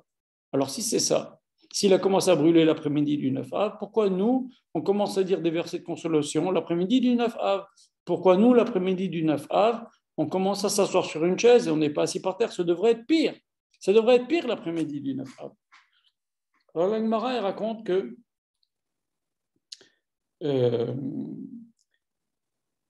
pardon, excusez-moi. La Gemara raconte dans Parashat Kedushin quelque chose d'extraordinaire. Elle nous dit que elle pose la question, c'est la Gemara, elle dit pourquoi on dit Mizmor? Le psaume 79, c'est Mizmor. Je vais vous le lire. Mizmor la Asaf, un chant d'Asaf, on aurait dû dire une complainte d'Asaf. Qu'est-ce qu'il nous raconte? Des choses terribles. Ils sont venus des non-juifs dans ton héritage, c'est le temple. Timou et Techal Kotchecha, ils ont rendu impur ton temple. Samouat Yerushalayim, ils ont détruit, ils ont mis Yerushalayim en morceaux. Nadmut Nafalat Avadecha, Machal Ofashamaim. Tes serviteurs, le cadavre de tes serviteurs, ils les ont donné comme nourriture aux oiseaux. Basa Chasidecha Lechayoto Aretz. La chair de tes chassidim, il y avait des tzadikim, ils les ont donnés aux bêtes sauvages de la terre. Shafrou Damam Kamaim, ils ont versé leur sang, Sevivot Yerushalayim, autour de Jérusalem, Ben Kover et Yavé, ils n'ont pas pu être enterrés. Alors pourquoi on dit Mizmor? On aurait dû dire Kina, un pleur, quelque chose de triste. Mizmor, c'est quelque chose de joyeux.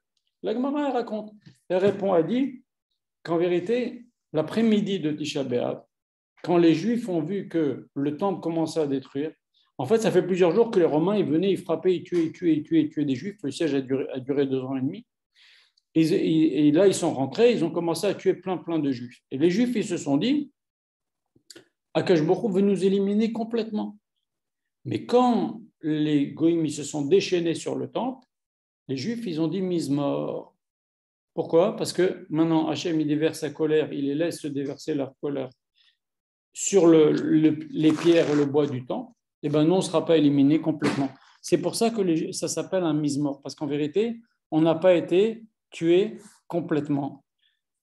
Parce qu'Hachem a déversé sa colère sur les pierres. Et c'est pour ça que l'après-midi de Tisha B'Av, on s'assoit sur des chaises et on dit des psukim de consolation. Voilà. Et aussi, deuxième explication, on dit que le Mashiach est né l'âme du Mashiach va naître, ou est née, selon la Gemara Yerushalmi, elle est née déjà euh, le 9 Av. Le Zohar Kadosh dans Parashat Balak qui dit que, en vérité, l'âme du Mashiach est prête.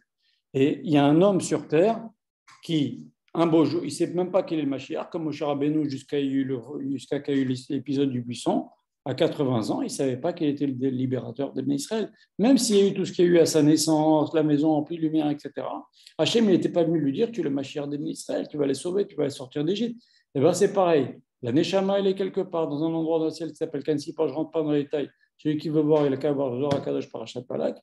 Et cette Neshama-là, elle attend de descendre dans un homme. Il ne sait pas encore qu'il est le Mashiach. Le jour où Akash Baruch Hu, il la met dans cet homme-là, eh bien, Akash Baruch Hu, ça va être lui le Mashiach. Mais lui-même, il ne le sait pas encore.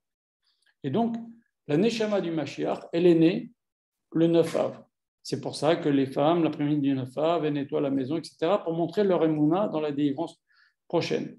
Et donc, qu'est-ce que ça nous apprend? Au pire moment de l'année, le jour de Tisha B'Av, l'après-midi, il naît la racine, la racine de la délivrance. Comme au sommet de la construction du temple, est née la ville de Rome, c'est la racine de la chute quand il s'est marié avec la fille de Paro. Donc en vérité, il y a des moments comme ça inattendus, des moments cachés. Madbera, Akadosh Baruch Hu, il peut nous sortir de toutes les situations. Comme l'histoire de Ruth, alors qu'elle était dans une catastrophe, c'était Mashiach qui allait sortir d'elle, ou Yehuda avec Tamar, c'était catastrophique. Eh ben, il est sorti le Mashiach d'elle, etc. Lot avec ses filles, il a été avec ses filles. C'est le Mashiach qui va sortir de cette union incestueuse, etc. Donc, il ne faut jamais baisser les bras. Des fois, dans des situations terribles, c'est là que pointe la délivrance. Et c'est ce qui se passe, c'est ce que nous dit Srazal. D'accord? Alors, regardez, il y a un Yerushalmi qui n'est pas très, très connu. Je m'excuse, je vais allumer la lumière. Est-ce que vous avez des questions sur ce qu'on a dit jusqu'à maintenant?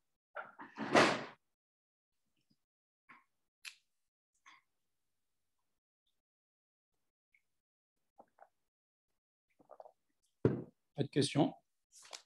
Regardez ce que dit la Gemara, il dit quelque chose d'impressionnant.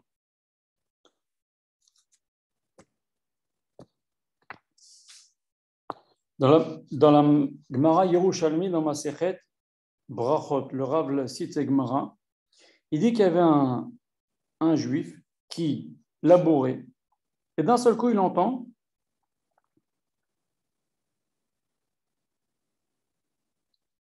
d'un seul coup, sa vache, elle commence à beugler de façon terrible. Okay.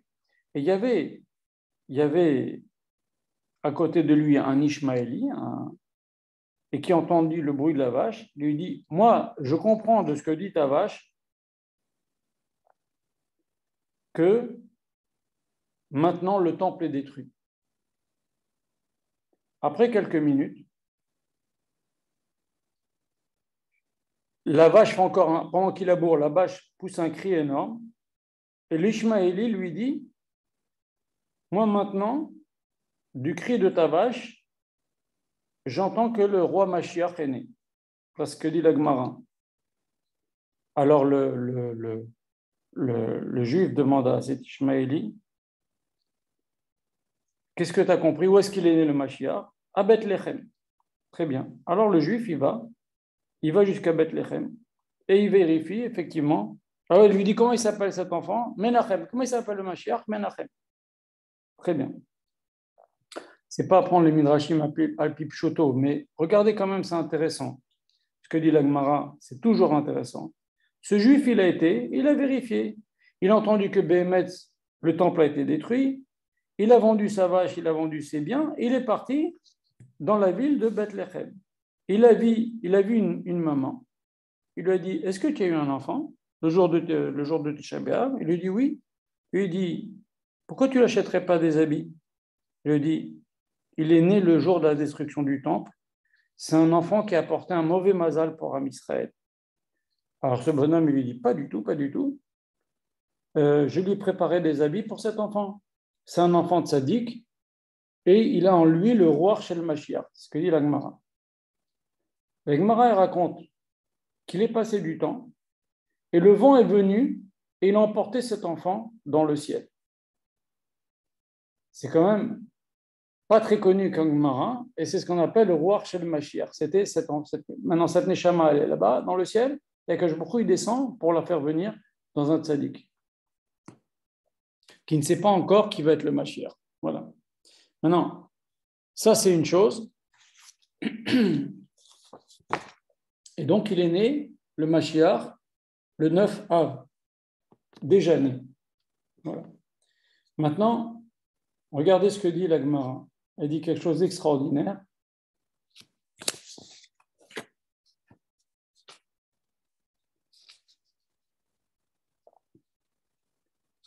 La Gemara dans Brachot Page 3, elle nous dit, Amar Rabbi Yossi dit, une fois, je voyageais et je suis rentré dans une espèce de ruine. Une ruine de Jérusalem pour faire Shachari ou Mincha, pour prier. Léonavi est venu, il m'a attendu à la porte que je finisse ma prière et il m'a dit, mon fils, qu'est-ce que tu as entendu dans la ruine? Alors je lui ai dit, j'ai entendu comme une colombe qui pleurait et qui disait, malheur aux enfants qui par leur faute, j'ai détruit ma maison. J'ai brûlé mon temple et je les ai éparpillés parmi les nations. Et Léonavi répond, lui dit, écoute-moi bien, je te le jure, sur ta tête, que ce n'est pas seulement maintenant que cette voix-là est venue pendant que tu priais, mais chaque jour, 3 fois par jour, cette voix-là, elle dit ça. C'est la Shekhinah qui parle.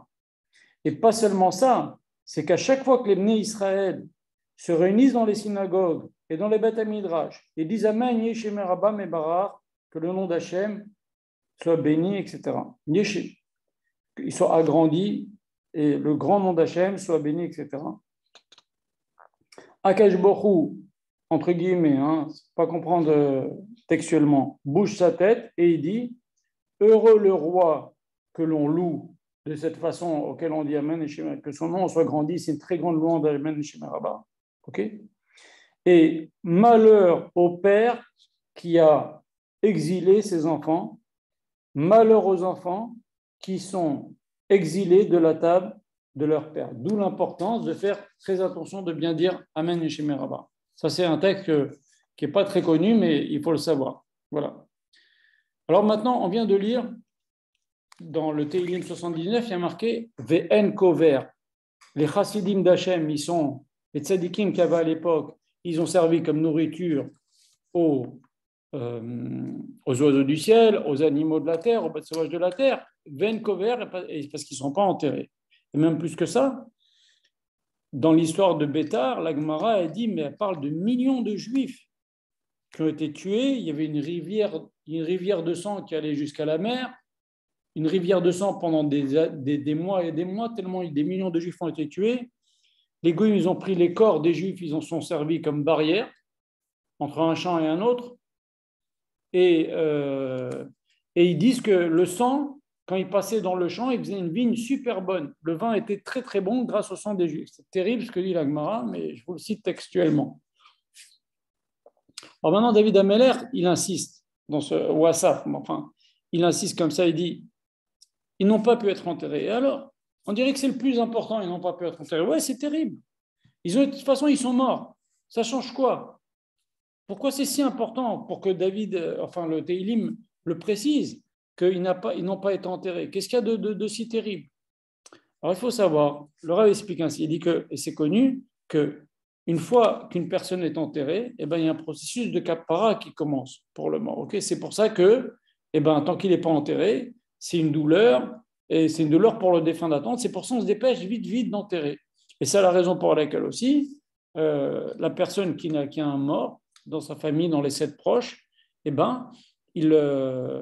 est quitte de toutes les mitzvot positives de la Torah.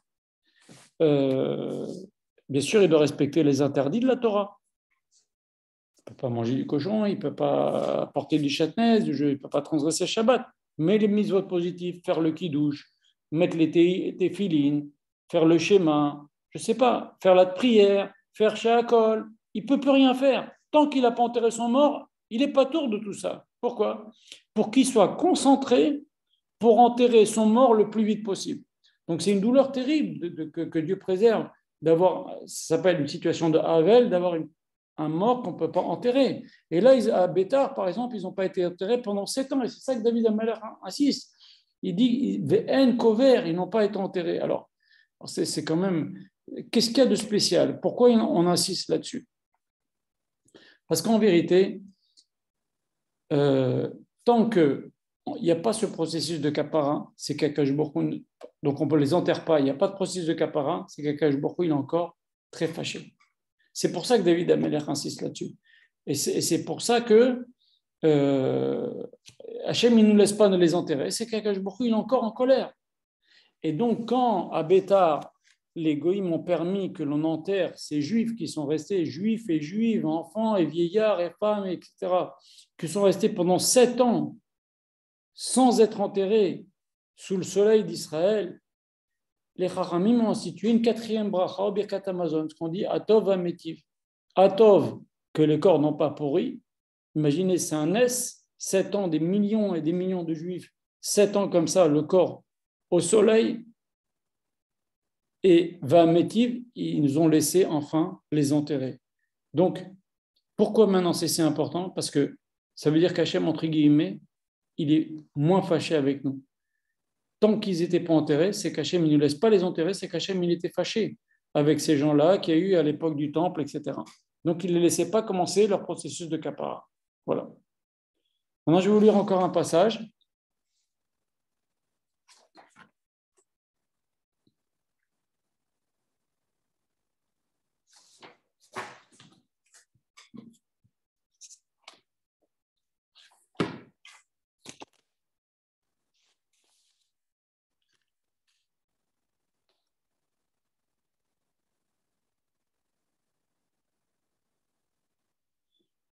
Regardez ce que dit l'Agmara dans Masechet Ta'anit, page 29. Ils nous disent, Tano Rabbanan, que Shechere Bet Hamikdash Berishona, quand le temple a été détruit, le premier temple a été détruit, Nikabetsu Kitot Kitot Shel Peche Keuna. Les jeunes Kohanim se sont rassemblés, Umaftechot Eichal Beyadam, ils avaient les clés du Bet Hamikdash, des portes du Bet Hamikdash dans leurs mains. Vaoulou Legal Eichal, vous connaissez la fameuse histoire, ils sont montés sur le toit du Bet Hamikdash et ils ont dit à Kadosh Baruch Hu, Ribono Shel Olam, maître du monde, Voil Velo Zachinu Liot Gizbarim Nemanim, puisqu'on n'a pas mérité d'être des responsables du temple dignes de ta confiance, puisque tu détruis le temple, eh bien voilà les clés. Voilà les clés. Et ils ont jeté les clés en l'air, et il y a comme une main qui est descendue, qui a pris les clés. D'ailleurs, c'est ce qu'on dit dans le Moussaf. On peut dire que c'est ça ce qu'on dit dans le Moussaf des fêtes. On ne peut pas apporter des sacrifices. Le Moussaf de Yom Tov, on dit on ne peut pas apporter à Kadosh Baruch Hu des sacrifices. Mitna al-yad, à cause de la main que tu as jetée sur le temple. Alors la main, c'est la main destructrice, mais aussi cette main-là pour récupérer les clés. On ne peut pas encore retourner au Beth Amikdash.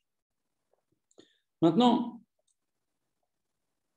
c'est quand même bizarre parce qu'il y a un prophète qui dit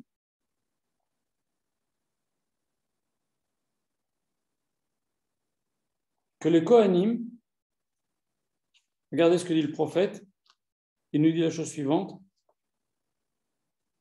C'est dans Irmiyahu, Perek, Bet. Les Kohanim, ils n'ont pas dit où est Hachem. Et ceux qui rassemblaient la Torah, ils n'ont pas recherché Akash Baruch Hu. Qu'est-ce que ça veut dire? Pourquoi je vous dis tout ça? Parce qu'en vérité, il y avait des signes que le temple allait être détruit. Chachamim nous disent que des années et des années avant la destruction du premier temple, il y avait les portes qui s'ouvraient tout seuls. Le Ner HaMa'arevi, les lumières de la Menorah, il y avait une lumière qui s'éteignait jamais. Eh bien, elle a commencé à s'éteindre. D'ailleurs, le roi Yoshiyahu HaMelech, il a vu l'état spirituel d'Israël, il entendait les prophètes qui commençaient à raconter que ça allait mal se passer et que les Juifs ne faisaient pas de tchouva.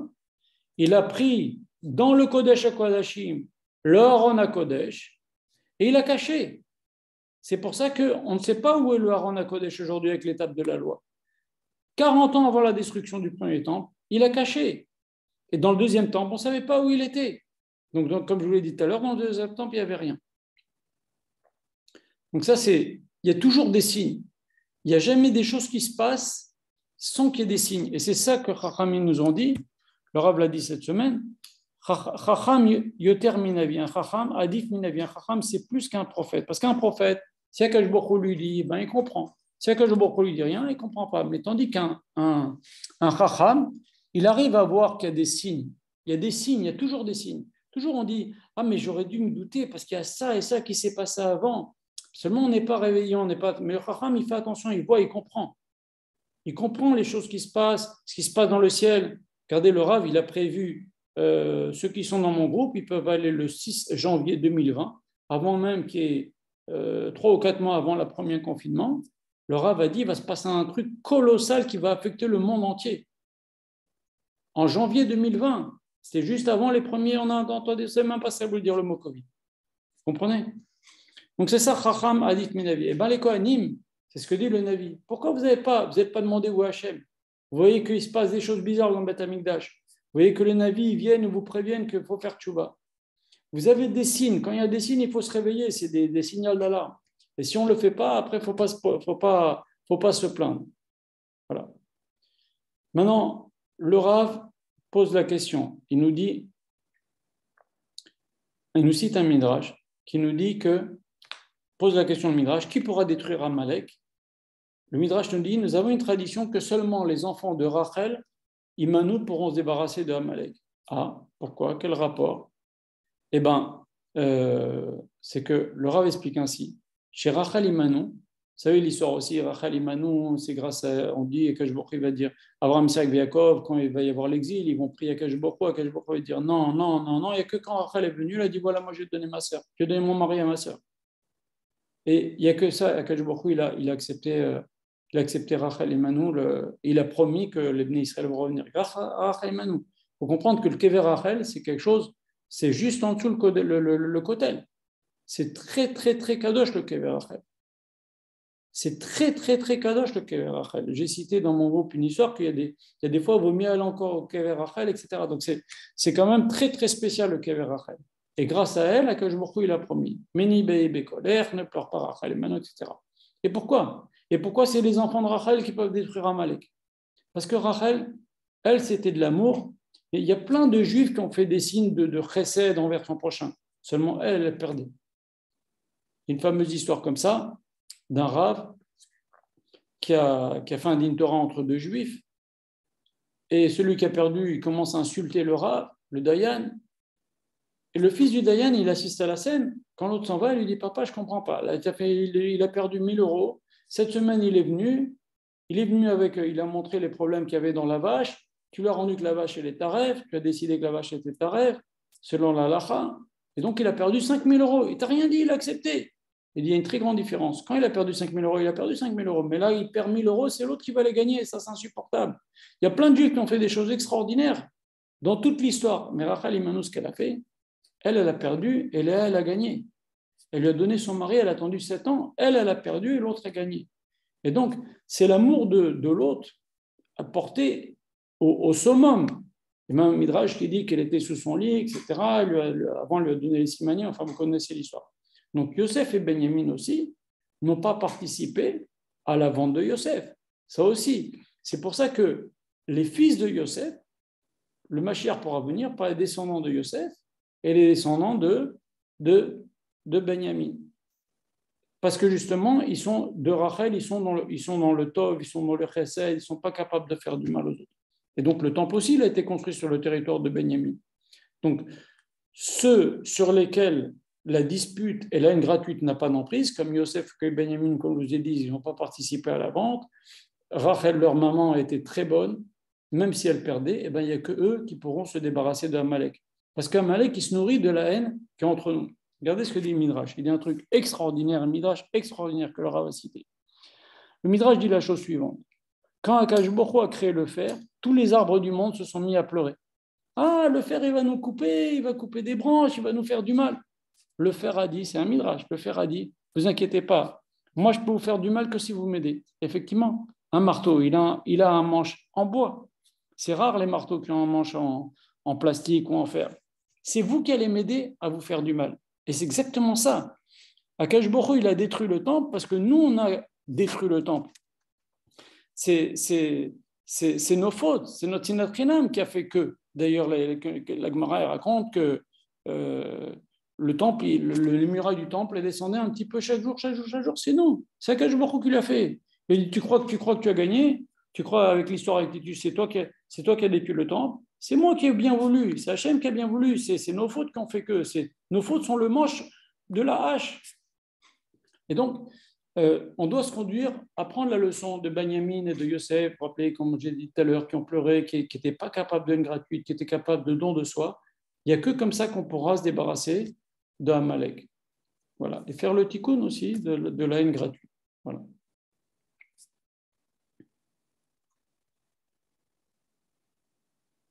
Et regardez ce que dit le verset. Le Rav cite souvent ça, on dit tous les matins.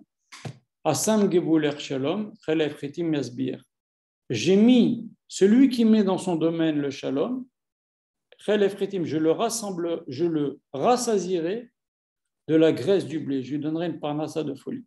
Celui qui met dans sa vie le shalom, il aura parnassa.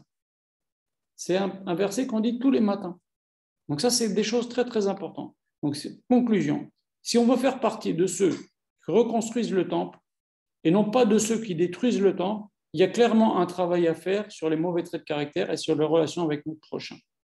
Et donc, en plus de ça, un mauvais trait de caractère, c'est quelque chose qui se passe. La fameuse histoire, pourquoi Abraham Avinu, il envoie Eliezer là-bas, etc. Parce que les mauvaises déotes, les gens qui pensent des choses, ils se trompent, ils croient en Vodazara, ils croyaient à Vodazara, les parents de Rivka. Okay, ça peut à la limite s'arranger, mais les mauvaises midotes, c'est des choses qui se passent. Et donc, si nous, on n'arrange pas les midotes, nos enfants seront encore pires que Dieu préserve. Comprenez? Voilà. Rabbi Chaim Vital a dit quelque chose d'extraordinaire, c'est effrayant, il a dit que celui qui est son prochain, c'est comme s'il haïssait Akadosh Baruch Hu qui a créé son prochain. C'est quand même des phrases fortes. Donc, Kadakemar, il est marqué sur le registre de la haine, il est marqué que la haine, c'est la racine de tous les péchés. Et pour terminer, Masechet Kala dit quelque chose d'incroyable. Il dit qu'Amar Rabbi Nechemia, par la faute de la haine gratuite, il y a des disputes dans les couples. Les femmes peuvent faire des fausses couches et les petits-enfants meurent, chas v'shalom. Car, et il explique comme ça la Gemara, puisque la personne et les enfants d'Akadosh Baruch Hu, les juifs, alors ce sont ses propres enfants qui vont prendre. Alors attention, c'est pas à prendre dans tous les sens. C'est pas tous les gens qui se disputent avec leur femme, ou tous les gens qui Dieu préserve leur femme à fin d'avortement, ou tous les gens que Dieu préserve qui ont un enfant qui est mort, Dieu préserve, que ça veut dire qu'ils font la haine gratuite. C'est dans l'autre sens qu'il faut lire, comme moi j'ai dit au début. Cela entraîne cela, mais ce n'est pas tous les cas. Il y a d'autres cas pour lesquels il y a des disputes dans les couples, il y a d'autres cas pour lesquels il y a des avortements, d'autres raisons pour lesquelles il y a des avortements, d'autres raisons, Dieu préserve, pour lesquelles il y a des petits-enfants qui meurent, comme par exemple la mzouza qui n'est pas bien, ou par exemple dire Nédarim, etc., pas respecter les Nédarim. Donc, ce n'est pas à lire comme ça. Voilà. Est-ce que vous avez encore des questions? Est-ce que vous avez des questions? J'ai entendu aucune question. Je me demande si... Il n'y a pas de questions? Bon, alors on continue. Oui, il y a une question? Pas de question. Ah, on continue. On va parler du Distevet parce que c'est lié. Le Rab, il a demandé, vous savez, le Distevet, c'est le jour anniversaire, si on peut dire, du début du siège du premier temple. Or, entre-temps, il a été détruit. Alors, dans l'histoire, entre les deux temples, on ne faisait plus le jeûne du Distevet parce que le temple a été reconstruit. Dans le deuxième temple, dans le deuxième temple, on ne respectait pas le jeûne du Distevet parce que le deuxième temple a été reconstruit. C'était le jeûne du siège du premier temple. Et bien pendant le deuxième temple, on ne faisait pas le Distevet. Et quand le deuxième temple a été détruit, on a remis le jeûne du Distevet qui nous rappelle le siège du premier temple. Ce n'est pas très logique tout ça. Entre-temps, il y a eu le deuxième temple. C'est vieux, ça date du premier temple. Voilà. Donc, en plus de ça, ce qu'on voit dans l'Halacha, il y a un verset très spécial qui nous dit comme ça. Quand Kajouko parle nous raconte, le Tanakh nous raconte comment ça s'est passé le siège du premier temple, il y a marqué Ben Adam tablecha et Hashem ayomazé, fils de l'homme, écris-toi bien ce jour-là, et etsem ayomazé, en plein ce jour-là particulier, Samach Meler Babel El Yerushalayim. Il s'est approché, le roi de Babel, de Jérusalem, Be'etzem Hayom Hazeh. Encore une fois, on a une règle. D'où on sait que Kippour, qui tombe Shabbat, on jeûne, même si c'est Shabbat, parce qu'il y a marqué Be'etzem Hayom Hazeh, vous jeûnerez. Quand il y a marqué Be'etzem Hazeh, c'est Afilou Be'Shabbat. C'est une règle. Donc, 10 Tevet qui tombe Shabbat, on doit jeûner. Seulement les Chachamim, ils ont fait dans le calendrier que ça tombe jamais Shabbat. Mais par exemple, tous les 4-5 ans, ça tombe le vendredi. Et quand ça tombe le vendredi, on ne fait pas Kiddush quand il fait encore jour. Ou... On attend la nuit noire de vendredi soir pour faire le Kiddush. Parce que 10 Tevet, il repousse Shabbat. Maintenant, comment ça se fait que ce jeune-là, il repousse Shabbat? Le 9 Av, il ne repousse pas Shabbat. Alors, il est plus que le 9 Av, il est plus que 17 Tammuz. Il faut croire que oui. Parce que là, il y a marqué Be'etzem Hayom Hazeh. Et quel rapport? C'est un truc qu'on a dit du premier temps. Alors, le Rav cite le Khatam Sofer qui explique ainsi. Il dit que, en vérité, pourquoi les Chachamim à la fin du deuxième temple ont remis à l'ordre du jour quelque chose qui commémore le début du siège du premier temple? Parce que la destruction du deuxième temple par l'aine gratuite prend sa racine dans le premier temple. Ah ouais? Oui. Comment ça s'est passé? Il dit le Khatam Sofer. Il dit que, vous savez que si Akadosh Baruch Hu a créé la haine, c'est qu'elle doit servir quelque part. La colère aussi. Le Rambam, il dit, la colère, il faut le minimum. La nava, il faut le maximum. Alors David Amelech, il dit, tachlit sinav sanetiv. Le but de la haine, je les ai haïs. C'est quoi le but de la haine? C'est haïr les gens qui luttent contre la Torah. Quand vous avez un Lieberman qui dit Daf Yomi, c'est de la cochonnerie, et ils foutent n'importe quoi, les gens collègues. Ces gens-là, bon, on n'a pas le droit de dire. Aujourd'hui, il n'y a plus personne qui est capable de dire c'est une mitzvah de l'haïr. Donc, je ne vais pas le dire. Mais c'est, à l'époque, David Amelech a dit, pour les gens qui faisaient la guerre à la Torah, je les hais parce que la haine, elle a été créée seulement pour ça. Sinon, on ne doit pas avoir de haine. La Torah, elle nous dit. La Torah, elle demande. La Gemara, elle demande. Elle dit. D'un côté, il y a marqué tu n'haïras pas ton prochain. D'un autre côté, on te dit si tu vois la bête de ton ennemi. Alors, j'ai un ennemi ou j'ai pas d'ennemi? J'ai la haine ou j'ai pas la haine? Si c'est mon ennemi, c'est que je le hais. Et de l'autre côté, on te dit tu n'haïs pas. On te dit non. Tu le haïs parce qu'il fait la guerre aux mitzvot. S'il fait la guerre à la Torah et les mitzvot, tu as le droit de le haïr. Bon, encore une fois, je ne dis pas qu'il faut haïr. Aujourd'hui, personne n'est au niveau de dire on a le droit de haïr. Au contraire, on doit, tant pis, qu'il fasse tchouva, il faut prier pour que les gens fassent tchouva. Ok. Mais cette haine-là que les Juifs avaient à la fin du premier temple, ils voyaient des Juifs qui faisaient du meurtre, ils voyaient des Juifs qui faisaient de la débauche, ils voyaient des Juifs qui faisaient l'idolâtrie. Il haïssait les tzadikim de l'époque. Il haïssait ces gens-là à cause de le temple a été détruit. Il haïssait. Et donc cette haine-là, elle est restée avec eux. Même quand ils sont partis en exil, et ben Talmidei Chachamim, il haïssait les Juifs qui faisaient d'Averot. À cause d'eux, on est en exil. À cause d'eux, il y a eu des morts. À cause d'eux, il y a eu un drame national. Et donc, cette haine-là, elle est restée. Et après, c'est devenu, entre guillemets, normal.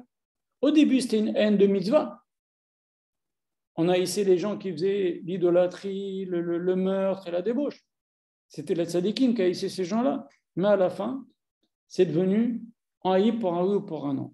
Et donc, les Chachamim, quand ils ont vu que le deuxième temple a été détruit à cause de la haine gratuite, ils ont été cherchés au siège du premier temple.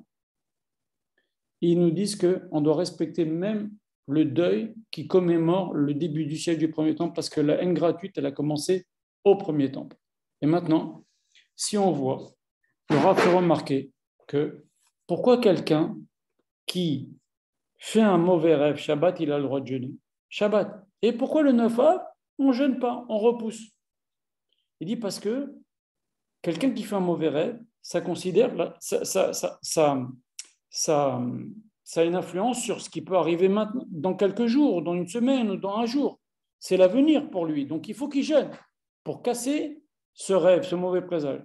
Ou alors, il dit dans Birkat Kohanim, il va à Birkat Kohanim, il dit ce fameux texte en dessous de maudit. Bien.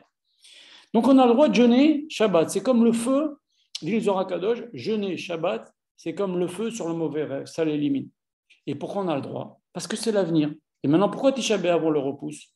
Parce que Tisha B'Av, bon, c'est vrai qu'on a dit qu'on construit le troisième Beth Amikdash, mais en tous les cas, on commémore quelque chose de passé. Donc, si c'est pour commémorer quelque chose de passé, on le repousse. Donc, on a ce qui parle de l'avenir nous permet de jeûner Shabbat. Ce qui parle, comme comme le mauvais rêve. Ce qui nous rappelle le passé, comme Tisha B'Av, on le repousse. Et voilà le 10 Tevet, on a le droit on a même la mitzvah de jeûner le Shabbat B'Etzem Hayom Hazeh, parce qu'en fait, Rachamim nous disent que le 10 Tevet, Akash Baruch Hu décide, est-ce que c'est cette année qu'il va construire le Beth Amikdash? Donc en vérité, le 10 Tevet, c'est vrai que ça nous rappelle le début du siège du premier temps, parce que c'est là qu'est commencé la haine gratuite. Mais c'est ce jour-là qu'Akash Baruch Hu décide, est-ce que cette année, il va reconstruire le troisième Beth Amikdash? Donc en vérité, ça concerne l'avenir, et donc on a le droit de jeûner le Shabbat. Voilà.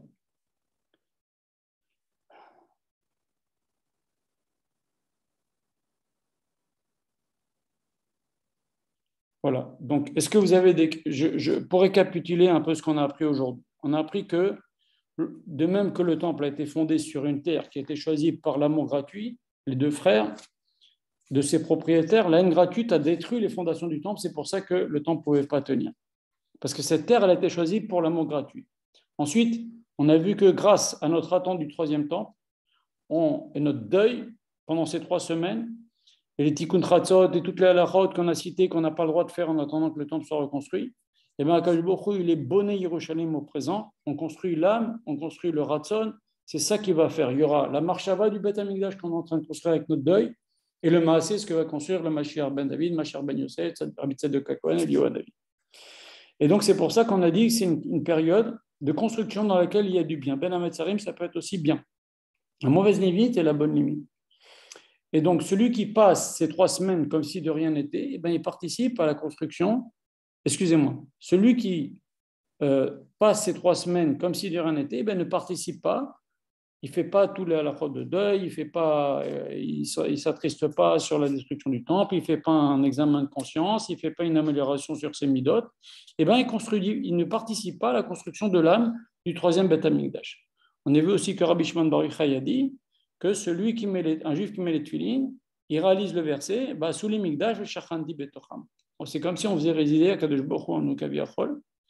Et donc, on a vu aussi que Mashiach est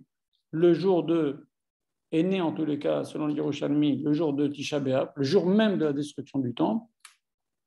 Et ça nous apprend que dans les pires moments de la vie, c'est justement là que se cache la petite racine qui va donner une délivrance des milliers d'années après, ou un an après, ou une semaine après. Voilà. Et donc, à notre niveau, la préparation du troisième Beth Amikdash, c'est de se conduire comme ceux qui ont le pouvoir de détruire Amalek, c'est les fils de Rachel et Manou. C'est Yaakov et Yosef qui ont pleuré sur les coups, le de Beth Amikdash, etc., sans haine, puisqu'ils n'ont pas participé à l'avant de Yosef, et avec l'amour gratuit. Et donc, si on veut faire partie de ceux, pour conclure, qui reconstruisent le Beth Amikdash, et non pas de ceux qui détruisent le temple, eh bien, il y a clairement un travail à faire sur les mauvais traits de caractère et sur la relation avec notre prochain. Et pour terminer, on avait dit que le jour du 10 Tevet, c'est le jour à laquelle Baruch Hu décide s'il va reconstruire le temple cette année-là. C'est une question d'avenir et il repousse le Shabbat, même si dans le calendrier, dans les faits, on ne le fait pas tomber le Shabbat. Voilà. Le cours est terminé. Est-ce que vous avez des questions?